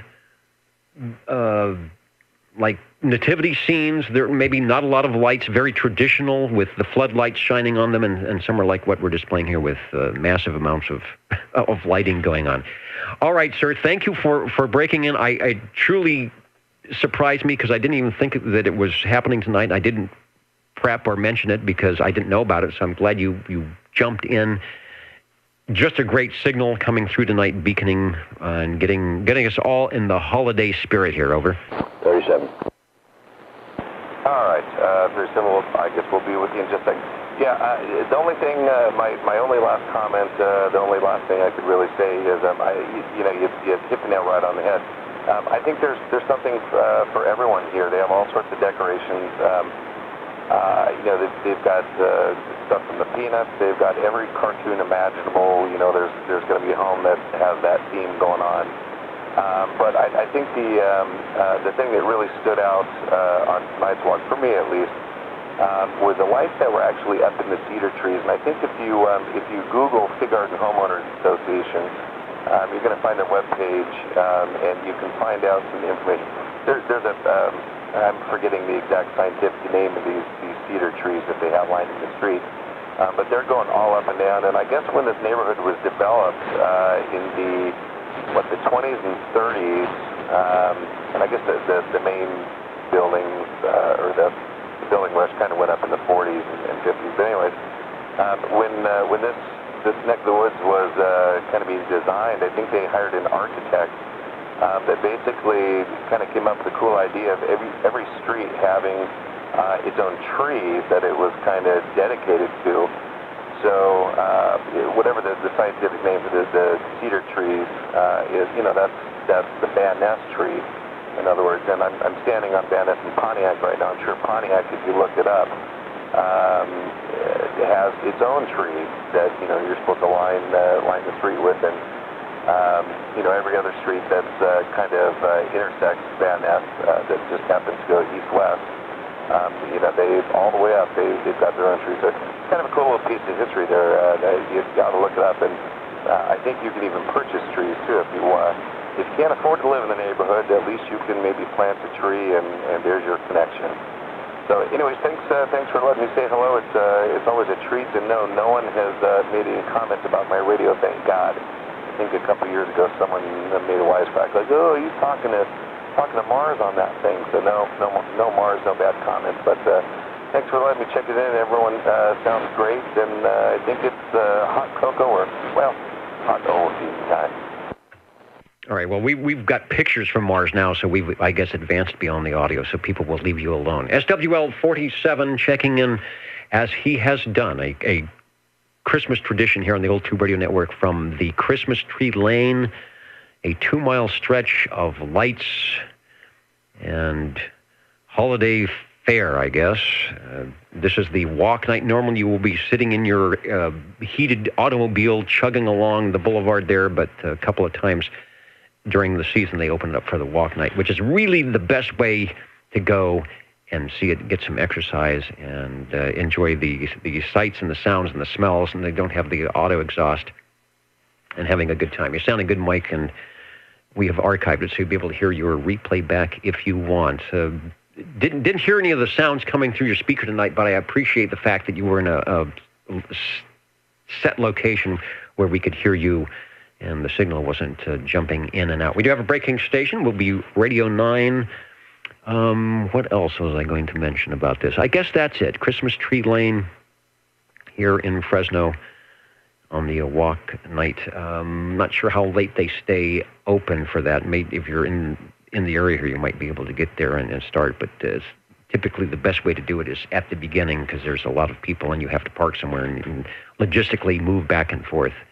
but it will be available for those who would like to drive through. The Old Tube Radio Network, Real Radio's Glowing in the Dark. We are here every Saturday with our version of our I guess, 2-mile parade of radios and the lights and the trees. It's the Deodar, Deodar, I think is how it's spelled, cedar trees. I actually have one in my front yard. The neighborhood I'm in has them along a little boulevard strip. And thanks to SWL56, who told me the correct name of these beautiful, majestic cedar trees with the very wide, drooping branches. And if I ever have the chance, I would like to string a wire from the top of my cedar tree in the very front of the yard to something in the back. So when we do that, we'll have the memorial cedar tree antenna. The Jingle Singers are going to pop in here, and then we were going to head over to Radio 9, and that is from Chris. So hang on, Chris. Jump into the air chair. We'll be right with you. You're listening in the latest style at 27.085 megahertz. Channel 11, Old Tube Radio. In wonderful Fresno, California. Oh, that's back to me in the studio. Sorry about the video tonight. The camera's not working. Actually, the YouTube is not seeing the cameras as well. So if I look a little bit off color, it might be because I am and because the camera's helping accentuate that. Hello, Chris. Thanks for standing by. We will go to you. Okay, but before that, I think 45 was in there first. All right. Yeah, let me see what Paul's got. And Chris, you will be, if Paul's in there, you'll be number 10. So jump back into the green room if necessary. Hello, Paul, SWL 45, calling North Fork, over. Okay, it's been a while since I checked that in. Thanks, sir. Anyway, I hate to take his place. If he wants to go ahead, Chris. Well, you was in here first, so I'll let you have it. Okay. Anyway, I want to take in my Polytronic, Polycom 2. That's Roman numeral 2. All right, thanks for being specific there. That may help me actually locate it correctly on our list of lists here. The Polytronics Polycom 2. I think I've found it. By the way, I like your meter. That's pretty neat. Yeah, that's still radio. It's got that little box in the middle. That's where you put your frequency all in there. It's only 4 channels, so you write them in that thing. It's got a little light underneath it. And on the right-hand top, or right-hand center, or right-hand top would be the red light. That's the modulation light. And, well, I mean, basically, that's about it. It has it off and on as well, and a speaker up here. Yeah, it's kind of almost like a lunchbox style radio. Got a good signal coming in. Audio is loud. The fidelity is limited, but the audio is loud. Not a problem there, and I'm seeing if I have any information on that. All I have is this Polycom 2. I don't have a price. I don't have a date. Obviously, this is one of the non-23 channels, so we're looking from the early 60s. Still functioning good. Do you remember where you got this radio? That's what I should be asking people. You may have had it a long time, but do you remember how you got it, over? Yeah, I don't remember where I got all my radios out. I've been track of them. I've had it forever, it seems like. It's always been a solid, good-looking radio. Is a little weak on the thing. This radio came out, I think, was the first radio manufactured by Polytronic, the first TV radio manufactured by Polytronic. I've got a schematic date on the thing, which is 1961, but if that come out of stamp, that could be any date, so I'm not sure the date at all on the thing. Anyway, maybe we can find out sometime, and I'd like to know myself. Back to you. Indeed. I didn't bring my little folder that has all the radios with the possible years. It's really hard to search through that, but if at least I had it on the desk here, I might be able to find a possible answer for that. I also like the little, and it looks like it might be a leather insert on the center of the radio. Looks like a little tag we could put the call or what channels, maybe a channel selector, what was there that connects to the front of the radio. That's kind of interesting, where you could change that as you changed your crystal selection. Doing a good job. Thanks for being patient with us here tonight, and those who like the truly early radios are enjoying the Polytronics. Yeah, they came out later with the Senior and the Polycom Pro, which were high-dollar, high-end radios. But as you said, when you start off in the world of Class D 11 meters, I think a lot of people put out a radio just to make sure if it would fly and if it would sell, and people getting into the excitement of it and sort of like, well, let's make another one. Let's add more channels. Let's put an S meter, and away they went. Take another transmission on Radio 9, if I didn't mention it before, your Radio 9, and then we'll head over to Chris on Radio 10. Thanks, Paul. Okay. Well, this has that heavy microphone on the thing.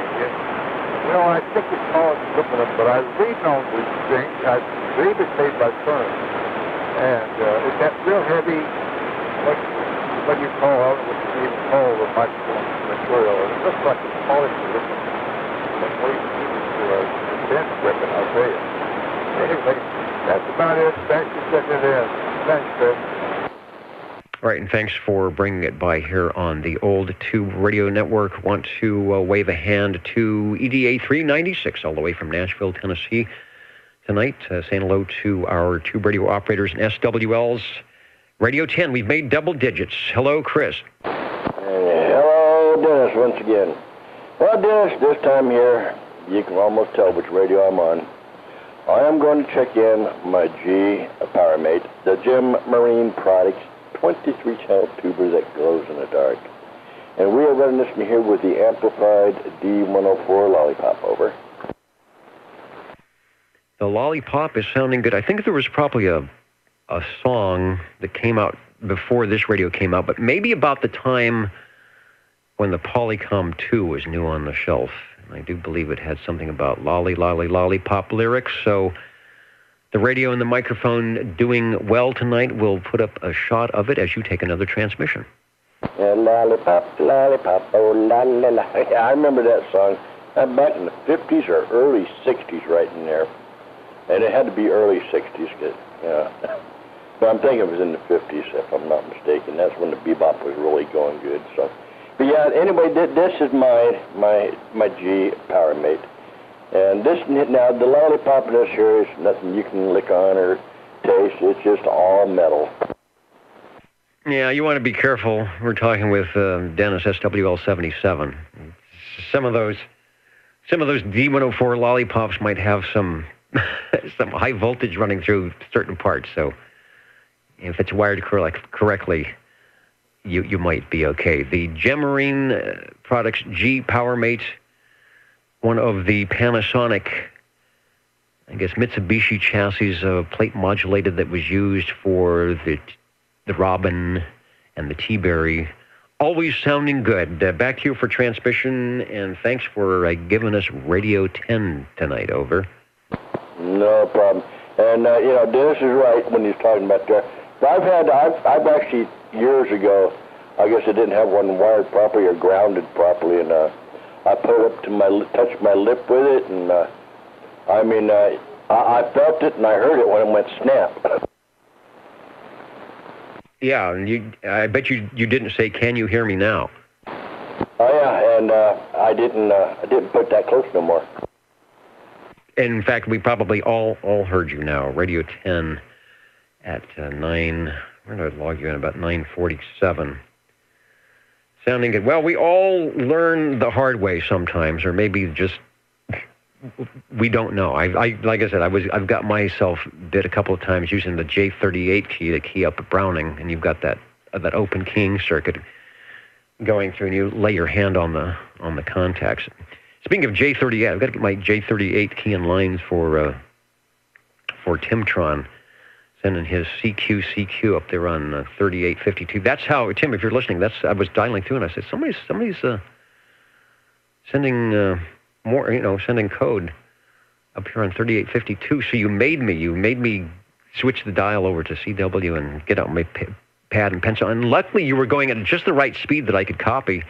I'm thinking, TIM. I know that call.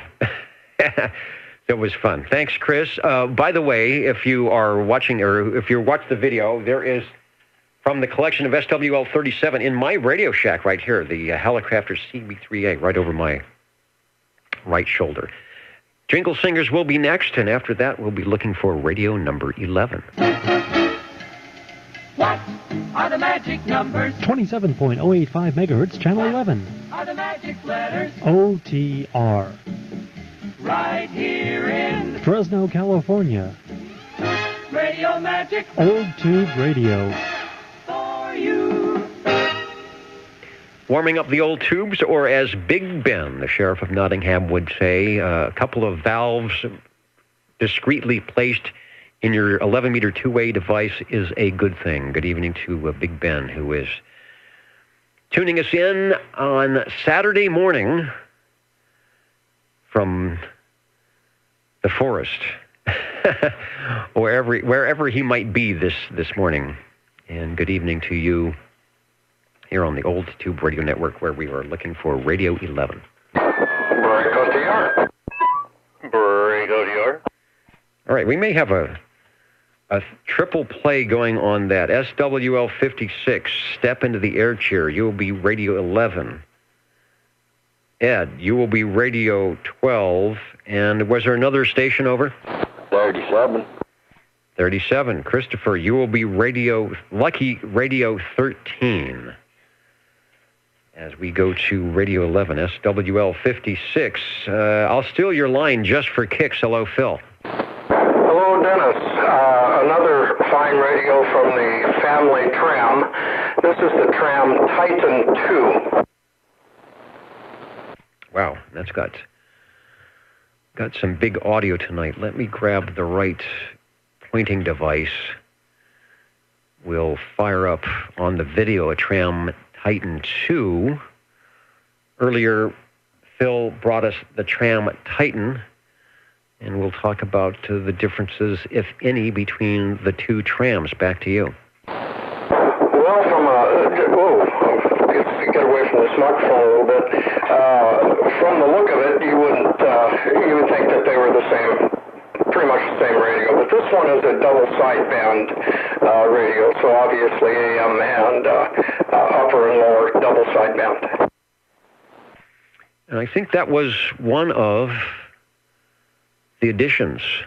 Collins mechanical filter in the front end. I'm not sure if the other tram had that or not, but what it didn't have is what you mentioned, is the sideband, the double sideband transmit, single sideband receive, depending on if you were in the LSB or USB position, much like the Regency Imperial. This one is very loud. You've got, it's a good comparison. You were showing what the tram can do if you want to. On the audio, a little bit of the same kind of noises we were hearing in Chris's radio on the microphone, so might be some connections issues there, but the radio stays keyed and your audio is 100%. Back to you. Well, thank you, Dennis. I know the hour is growing nigh, and I do have one more that I'd like to put on the air before we close it out. So, keeping with the time issue, thank you, Dennis, and back over to you.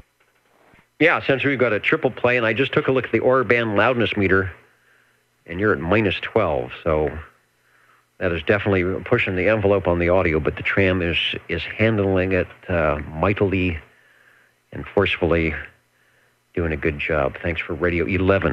And if I check my list, which I don't know where I put it, where did I put my list? It should be, if I have my memory correct, I think we are going to, oh, here it is. It was upside down and backwards. We're going to Ed. Hello, 7. Hello, Dennis, and all the SWLs. Yeah, this is the Browning Golden Eagle Mark III SSB. Doing a good job at 9:54 for Radio 12.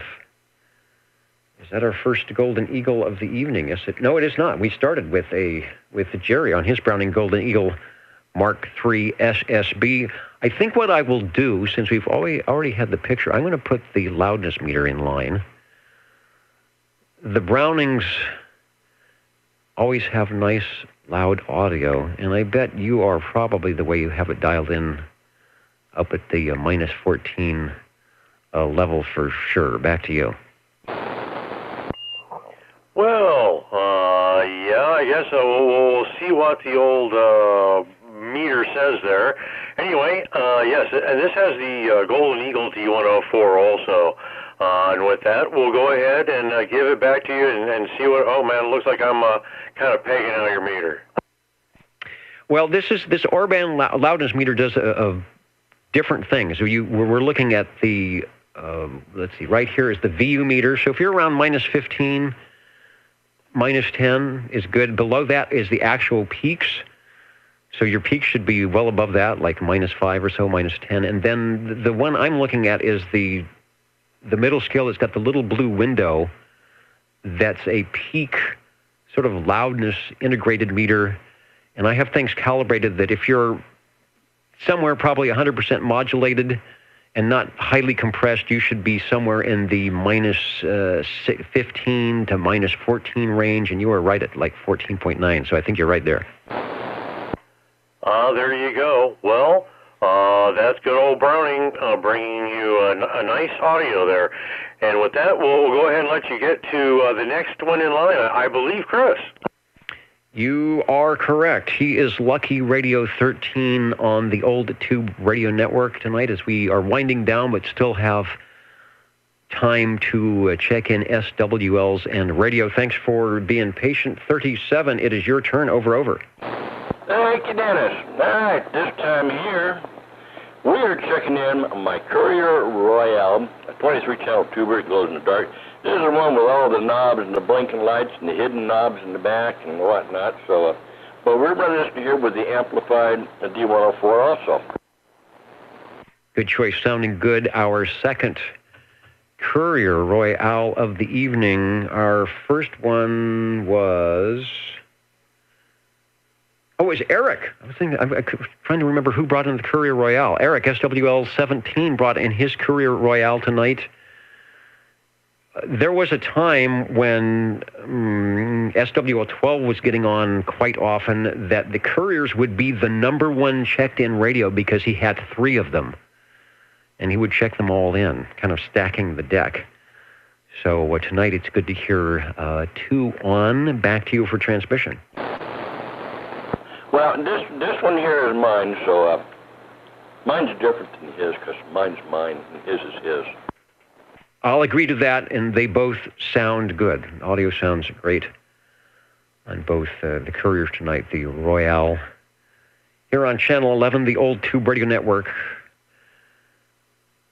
getting into the Christmas spirit with the Christmas Tree Lane transmission, and hopefully your radio room is festive. Radio room is festive all the time when you're on an Old Tube radio because you have the light beaconing and peeking through the holes and the air vents that light up the room. So it's always a festive thing on Saturday nights here. Well, earlier the wife had me in there putting up the Christmas tree, getting it ready and whatnot. So other than that, the only thing I've been doing is relaxing. I did start a fire in the fireplace, and I think it's still nice and toasty in here, and it's still glowing lightly. No, I think it's got flames on it still. But I just threw a log into the last one for the night, so that should hold us warm. Except in here, it gets quite warm by these radios too at times. So, but I do have one more radio to check in after this. Here, I got to warm it up though. All right, well, go ahead and warm it up. We will be here to listen in. Thanks for Radio 13 from Courier. I'm looking for any comments over on the video side. A lot of people out listening in tonight. Hello to, thought I saw the mighty Juliet Whiskey out there in Zero Land in Colorado. Yes, KJG4755. Hi, John. Or I'm in Iowa. If I said Colorado, I mistakenly. Zero Land, there are more Zero Lands. California just gets a 6. Who else gets a 6? Hawaii gets an H6. And John, you're definitely in when 10 meters opens up. you're definitely in a good zone here for California, and 15 meters and probably on 20 meters as well. Thanks for listening in tonight, and we're standing by for Radio 14. Hey, Dennis, I was just checking to see how your loudness meter was going now. 50 checking in. Yeah, how is that loudness meter going? SWL 50. Well, we'll pop it up here. I bet you are probably in the minus 13 or minus 12 level. We'll pop it up on the screen here, courtesy of Mr. Robert Orban, and see what happens when you take another transmission. All right, well, we might as well check in the old bird, Golden Eagle Mark III sideband. All right, you got it to minus 13.3, and it was still averaging the peaks out, and you'd be down there at a minus 12, which is a good thing. SWL 50 on the list. We will get you checked in, and you are sounding good on the Old Tube Radio Network. And I believe there may have been another station OTR is listening. 56. All right, 56 just for kicks. Let me officially get SWL 50 on the big board, which we just did. And now, if I get my camera back where it should be, back to you. Well, thank you, Dennis. This is the Tram Titan II Alpha, the last of the all-tube Titan radios.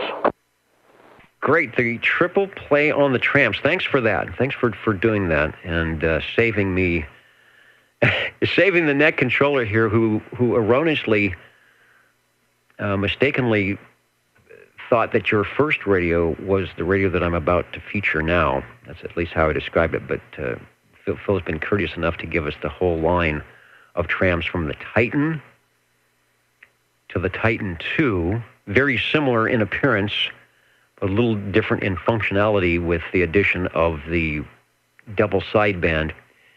And then the one I was originally thinking that at least externally looks like a whole different radio with the furniture look and whatever, we'll call that Naugahyde, but it's probably some type of a vinyl or something on the top. We'll go back to you for a transmission. It's sounding good. Well, thank you, Dennis. Yeah, it's that genuine Corinthian Naugahyde up on the top of the radio. It definitely is more furniture than technical as far as the look of it is concerned. Over. 37. All right, 37. We've got you in the queue. Catch you in the green room. I'm looking when this came out because the other radios, yes, 1971, that's when the little onslaught of, if our radio looks like a Sherwood or a Kenwood or a Panasonic stereo, then it might wind up in the living room. The operator might be able to convince the XYL that it should be in the living room, and this really does look like one of the stereo. I should get a picture. I have a stereo that I won, actually, and I think it was 1970, 71. It looks a lot like this, same type of case like that. This was not a cheap radio. I'm showing off $498 in 1971. The 2A added the wood cabinet, some electrical updates, especially a bigger and better modulator final tube. So it was different inside. 15 tubes and 15 diodes. That's 15 tubes in that radio. I guess you've got the transmitter receiver sort of housed in the same box. Take a transmission. Well, yeah, it's a good-sized radio, and the Titan III was all solid state, and that didn't sell very well. Well, people were not very happy. The Titan IV was a hybrid that had a tube final, if my info is correct. Over. I think you are correct. I know the 4 was more solid state than not. In fact, I saw a picture of one on one of the Facebook websites not too long ago. This one doing well. I notice it also has, and you can confirm this unless I've got some bad information, that there's still, it's a sideband radio, but it was still working off the double sideband. Oh, let's see. I'm not sure if it's double sideband or not, but it definitely has the upper and lower transmit. I'm not sure if it's double sideband or single. We could. Do you want to try a test? All you would have to do, because it's only going to be in the transmission mode, all you would have to do is flip your switch to either upper or lower sideband, and then what I will do is use my radio here, and if I hear you on both sidebands, that will solve the question. Okay, I'll give that a try. Stand by. 1, 2, 3, 1, 2, 3, back down.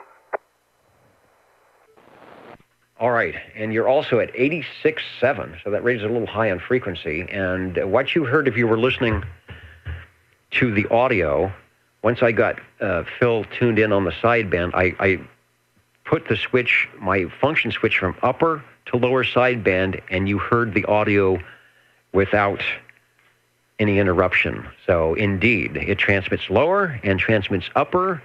If it looks like an upper sideband and quacks like an upper sideband, or a double sideband and quacks like a double sideband, it must be a double sideband. Well, being that far off frequency, it was probably sounding pretty quacky. But anyway, that's it for me this evening, Dennis. Thank you very much, and I'm going to be heading to the software and listening to the rest of it. Back to OTR. 37. All right, and thank you for the demonstration. Always fun when Net Control gets to touch the knobs here. Hey, I just fixed my white balance, didn't I? Double sideband on the Tram Titan 2A.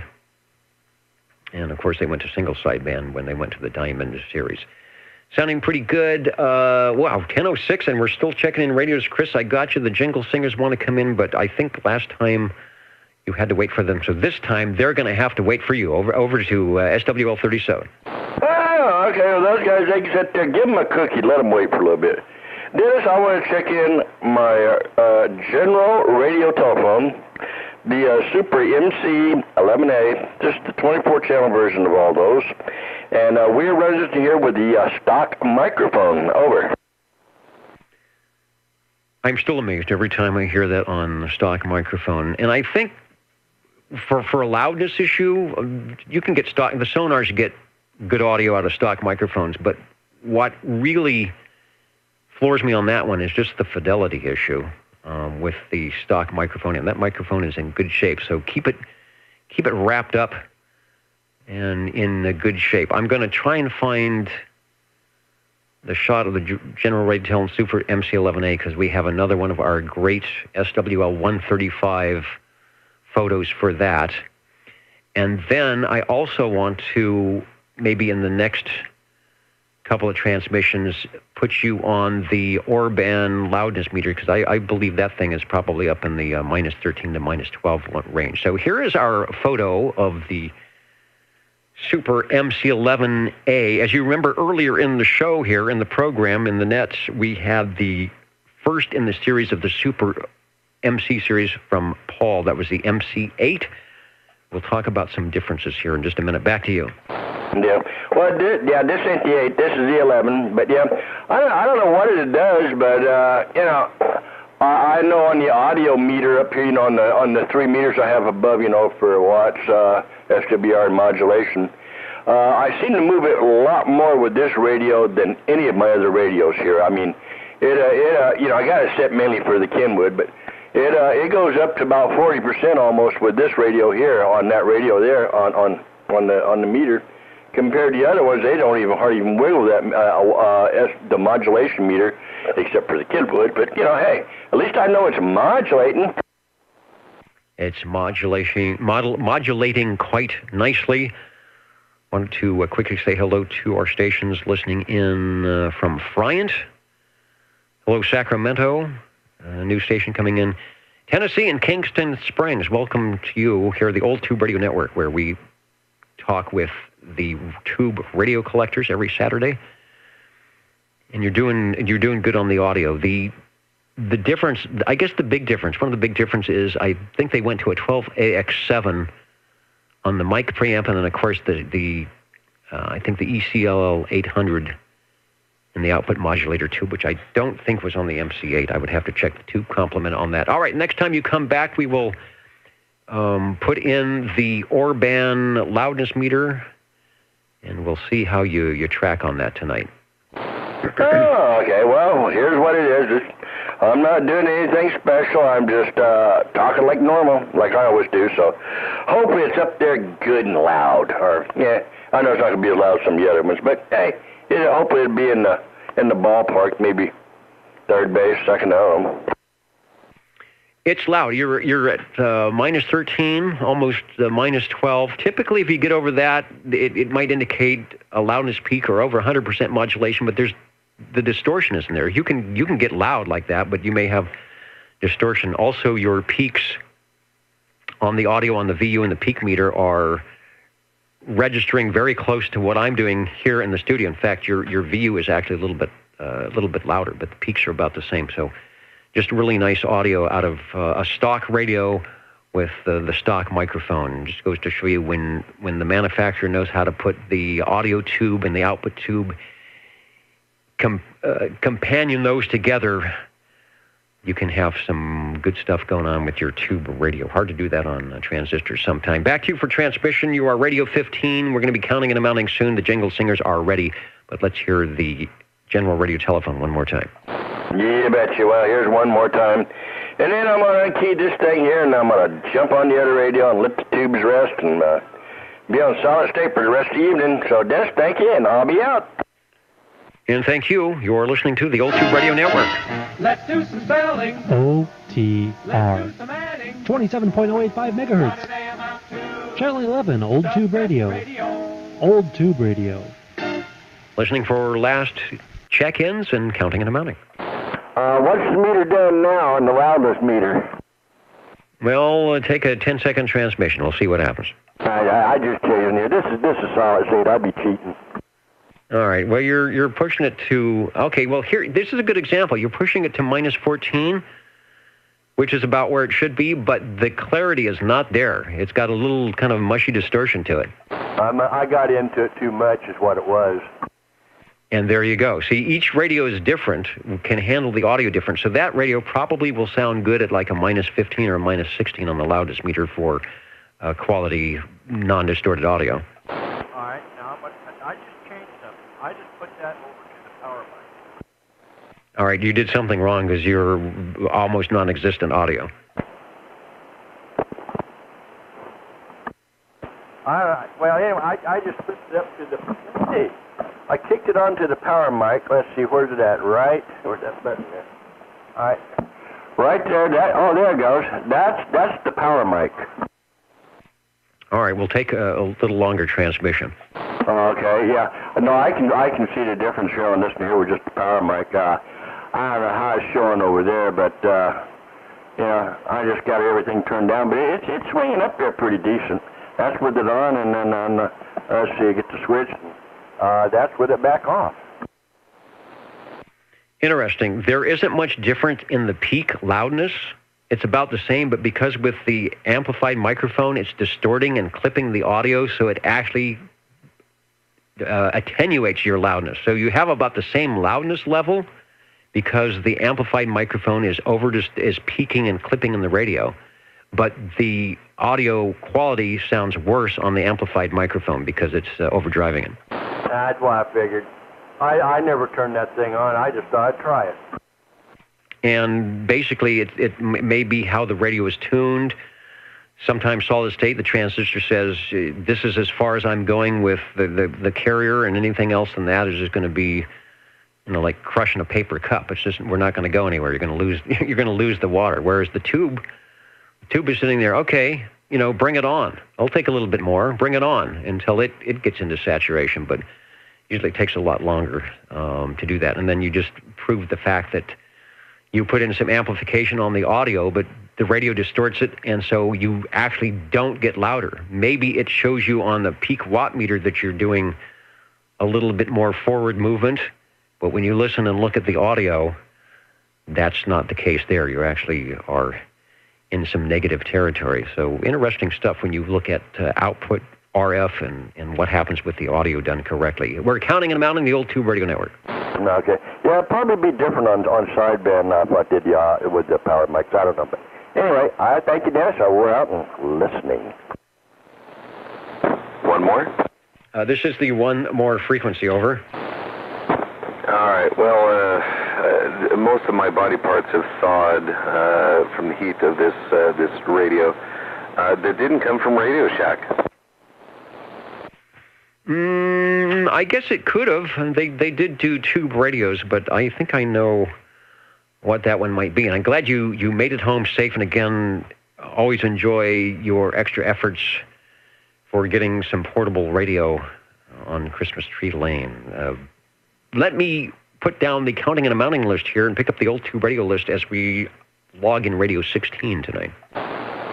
Oh, good. As Radio 16, for your listening pleasure, this is a radio that definitely is warm, and it feels really nice right now. But you will not be carrying it down the walking evening, one of two walking evenings for Christmas Tree Lane. You're not going to carry this around, and, you're definitely not going to be lugging a large IMAX 2000 antenna. At least you're not going to do it if you don't want to be arrested. Anyways, it's my Robin T123 with, at least the Magic Eye would look pretty cool on Christmas Tree Lane. Agreed. Our one and only Magic Eye radio tonight. Let me get it centered. Another from our great photo collection from SWL 135 with the radio in transmit.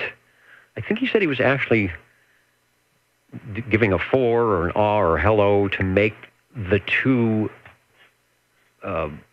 tops and bottom and top of the Magic Eye tube come together to about 50% modulation, which we can see clearly, and I'm sure you are doing even more than that when you take a transmission. Hello. Oh, yeah, definitely. With this amplified D104 I have, it's definitely closing, especially hello. Yeah, especially if I speak loudly like I am right now. I got to ask you two quick questions here. I know it's getting late, and I don't want to go too long like I did on the previous radio. Do you own one of these? I do not have any type of Robin at all, or I'll call a Robin clone, which would be the chassis like the 123B. Actually, no, I take that back. I have in the archives, I think I have a 240D, which is the 123B chassis. Or is it? Yeah, it's the same, but it's got the 40 channel, but I don't think it's working. But I definitely don't have one of those. Okay. Well, I was going to ask, below the S meter that's in the upper left-hand corner of the face of the radio, right below that S meter, there is a what looks to be like an illuminated screw. It's probably just being lit up by the whatever the lamp or wherever the lamp is for the S meter. I was always curious what that is. My glasses are definitely I have prescription right now, and I'm too lazy to get up and really examine that sucker. But if memory serves, it did actually look like a screw that had to be at least a half inch below that S meter, and I was wondering if indeed that was some sort of an adjustment for that needle on that meter, or I don't know if you've even know what I'm talking about. I do and I don't, since I'm really not familiar with that front of the radio, and the station that would probably be able to jump in and answer our question is away from the air chair tonight. So if anybody else has an idea or one of those radios that might be able to elucidate, I am all ears.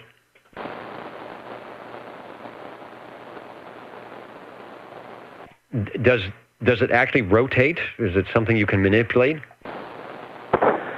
All right. Well, since I opened my mouth now, I gotta get up and look at it. Oh my God, I just can't see that sucker. I really need to go to the optometrist. At one point in time, I think I did contemplate sticking a screwdriver in there and turning it.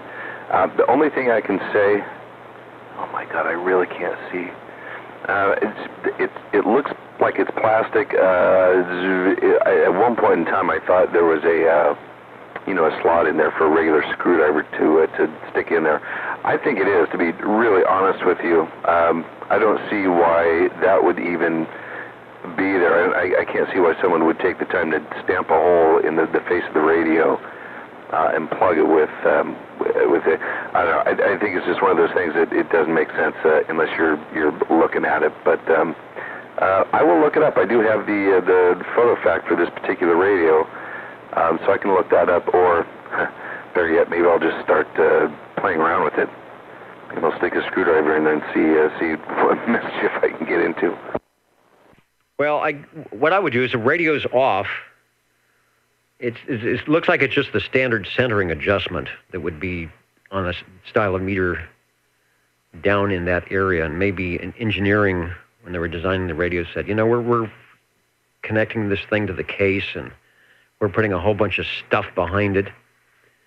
And so if we want to do some meter centering, it would take 2 hours to undo everything and pull the meter out and unscrew it, and just to get that little centering adjustment. So they went to the design people and said, is it okay if we just cut this hole and you'll save us 2 hours of work sometime? Okay. Yeah. I'll definitely, I'll have to do some more investigating. I'm sure, hey, worst case scenario, stick a screwdriver in there and start messing around with it, and, who knows? Maybe it'll give us the exact location of Atlantis or something.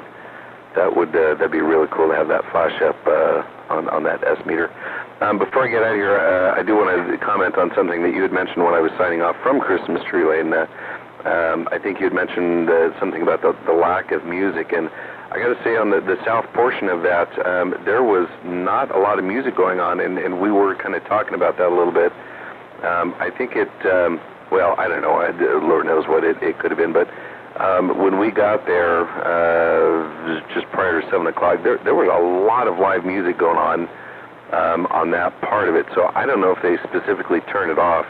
On the north side of the walk, there was a little bit of music going on through the speakers they have in the trees, but it was turned down really, really, really low. But the only music that was going on there on the south part where I was transmitting from, where I think they had some folks that were doing some bagpipes and a couple other things. I think Tonight Middle School had their orchestra playing out there too, but nothing can for you guys to listen to. So sorry about that. Not a problem. I think where I was mentioning that before, when you were actually walking down the road, the boulevard, it would occasionally pick up if there was some audio out of the display that you happen to be near. But what would happen as you were walking, the signal would fade in and out, and it would be hard to tell. So it was really nice that you were in a location that was transmitting. Oh, and I'm going to check your signal. Transmitting at S9, almost 5 over S9 out of the walkie-talkies. We had a really good, clear copy. So I think that was a better thing than trying to grab some other audio, and then the signal would fade out and we would not hear you. In the meantime, radio's sounding good. My suggestion would be if the radio's off and you don't see your S meter way out of line, like way below the 0 mark or whatever the end is, or way above it, I might not suggest trying to adjust it. Sometimes the older meters and those little screw things and dials, you'll turn it and it might move a little bit and it might not, or it just might not be happy after 40 years. So I would say unless it's way off on the 0 adjustment, it's probably good where it is. Yeah, I was just horsing around. I have absolutely no intention of trying to spin that thing around. Yeah, I don't have much luck whenever I if I try and fall down that path of a strange endeavor. Not going to happen. All right, good deal. Looking at the Orban audio meter. Nice, easy audio. You're loud. Your peak's like at the minus 15, just about where it should be. That's good quality audio, still peaking well. So you've got everything adjusted just fine. Don't touch that dial, as we say on radio. I will, the jingle singers are saying they want to get out of here, but Sometimes you got to put in a little bit of overtime because we got a lot of radios going in that. Radio 16. You just heard the Robin T123. Back to you, Mike, for any comments. And the Jingle Singers want to do their famous Stay Modern tune.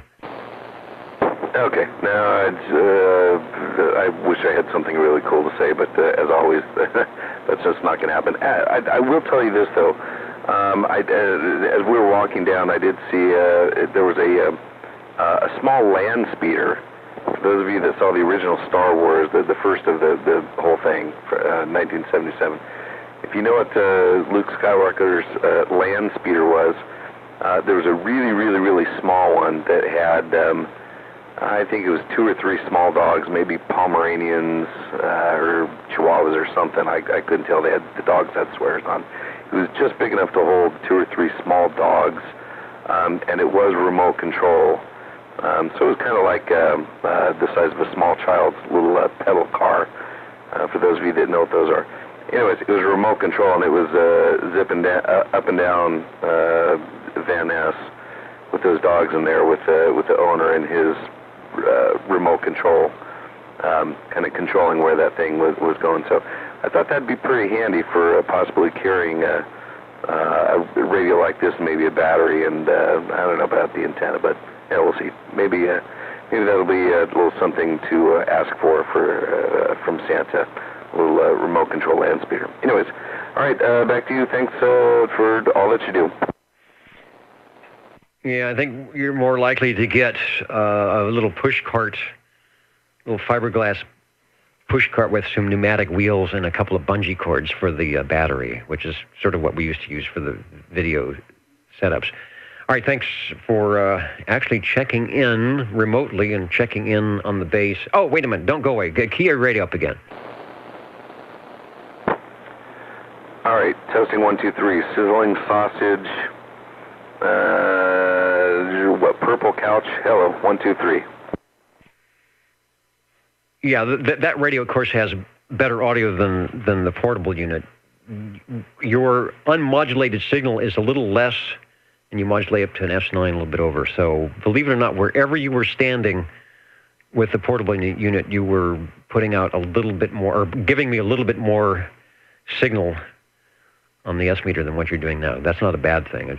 I'm just totally amazed at how well the little, it's a walkie-talkie antenna, how well it was doing tonight at that distance. I think you are probably a little bit closer when you're at that point on Christmas Tree Lane.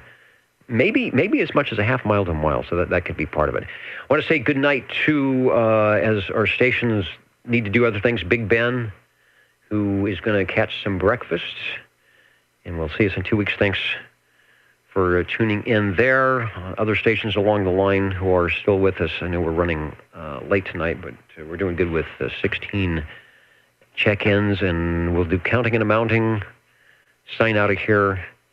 The Jingle Singers will do this. You're tuned to OTR, Channel 11, right here in Fresno, California. Stay with us Old Tube Radio. and be modern.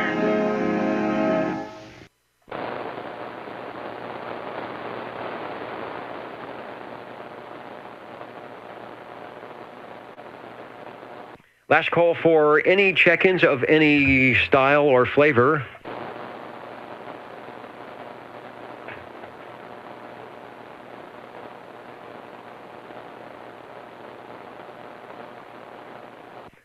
All right, let me take a transmission. So it feels cold in here. Showing 67, but it's cold. Notice I don't have the jacket on tonight. I have the winter clothing. Even the tubes are not keeping me real warm tonight. On the SWL side, I guess I need to total them up so I can give you a tally total. That would take us to, wait a minute, 13 and 13 and 12 and 13 for a total of 51. 51 shortwave listeners tonight. We are on week 6 of 8. I don't see that I rearranged or changed anything on the list. And we had 16 radios tonight, so we actually did better than I thought. Maybe everybody was jazzed about the Bulldog win and ran into the radio room or wherever it was, from wherever it was they were.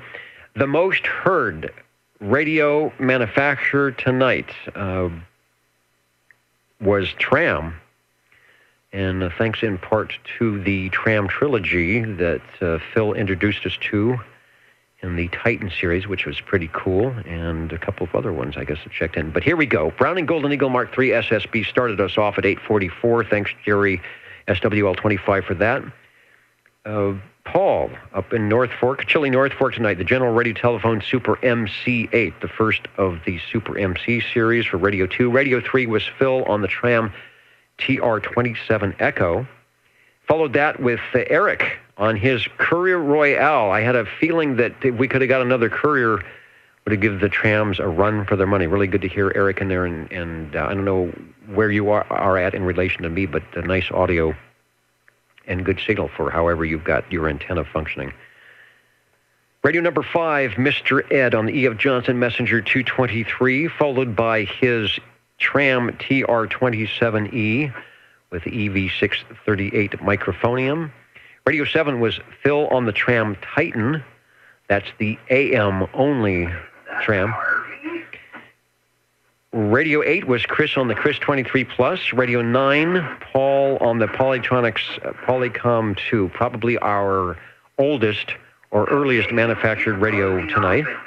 Radio 10, Chris on his Jim Marine Products G-Powermate. We followed that with Phil on the Tram Titan 2. That was the double sideband version, but still looking industrial with the rack handles. Radio 12, Mr. Ed on the Golden Eagle Mark III SSB, followed by Chris on his Courier Royale. Radio 14 was Phil on the Tram Titan 2, and I don't have the A, but it was the Tram Titan 2A, which was the updated version, still double sideband as we demonstrated, but with a few extras and the nice furniture look in the case and the $500 price tag for 1971. Radio 15, Chris on the General Radio Telephone Super MC11A, sounding nice, and the Robin T123 with the Magic iTube. Radio 16 from Mike. Thanks to all of you who checked in, been listening tonight here on the 1st of, what is the date? Yeah, it is the 1st of December. Got a couple more shows to go. I don't know where we'll be. Sometimes we end up having a Christmas Day show, but this year I think we're going to be early. Probably on the 22nd on Saturday. I think Christmas is on a Tuesday, but we got our Christmas cheer going on tonight from Christmas Tree Lane. Good night, everybody. I'm going to make sure there's no comments I need to comment on. And good night to those of you on the video screen. Thanks to FrodexSearchLawrence.com, keeping the Nixie tubes running. And we'll catch you again next Saturday. 27085 if you've got the RF, oldtuberadio.net if you've got the Universal Media Net Web, and who knows what else for the Old Tube Radio Network. Good night, everybody. Harvey's trying to check in on the 2-meter. Oh, I was hearing all sorts of noise. I heard Larry, so that means he's back in. Let me pause, so we might add another SWL here and get him on the big board. Hold on one. KB6GFD, I am listening for a crossband or a relay.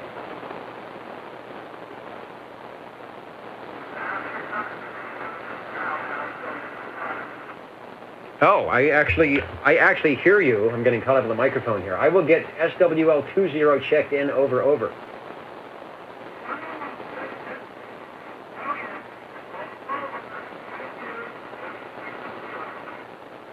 Hey, and you can hear me on my low antenna and 20 watts. Good deal. It's been a good evening tonight. Lots of radios and SWLs as well. Thanks for checking in. KB6GFD. All right, thank you, Ed. Thanks for that. I heard the talking, but was talking to myself and I had the headphoniums on. And we hear Harvey live and direct with a crossband check-in. So we will put up SWL20 on the big board. There you go. Great net, Dennis. Good night. All right, good night, everybody. We're still going with the tube. I'm going to shut down the video stream here. We'll catch you next time on the Old Tube Radio Network.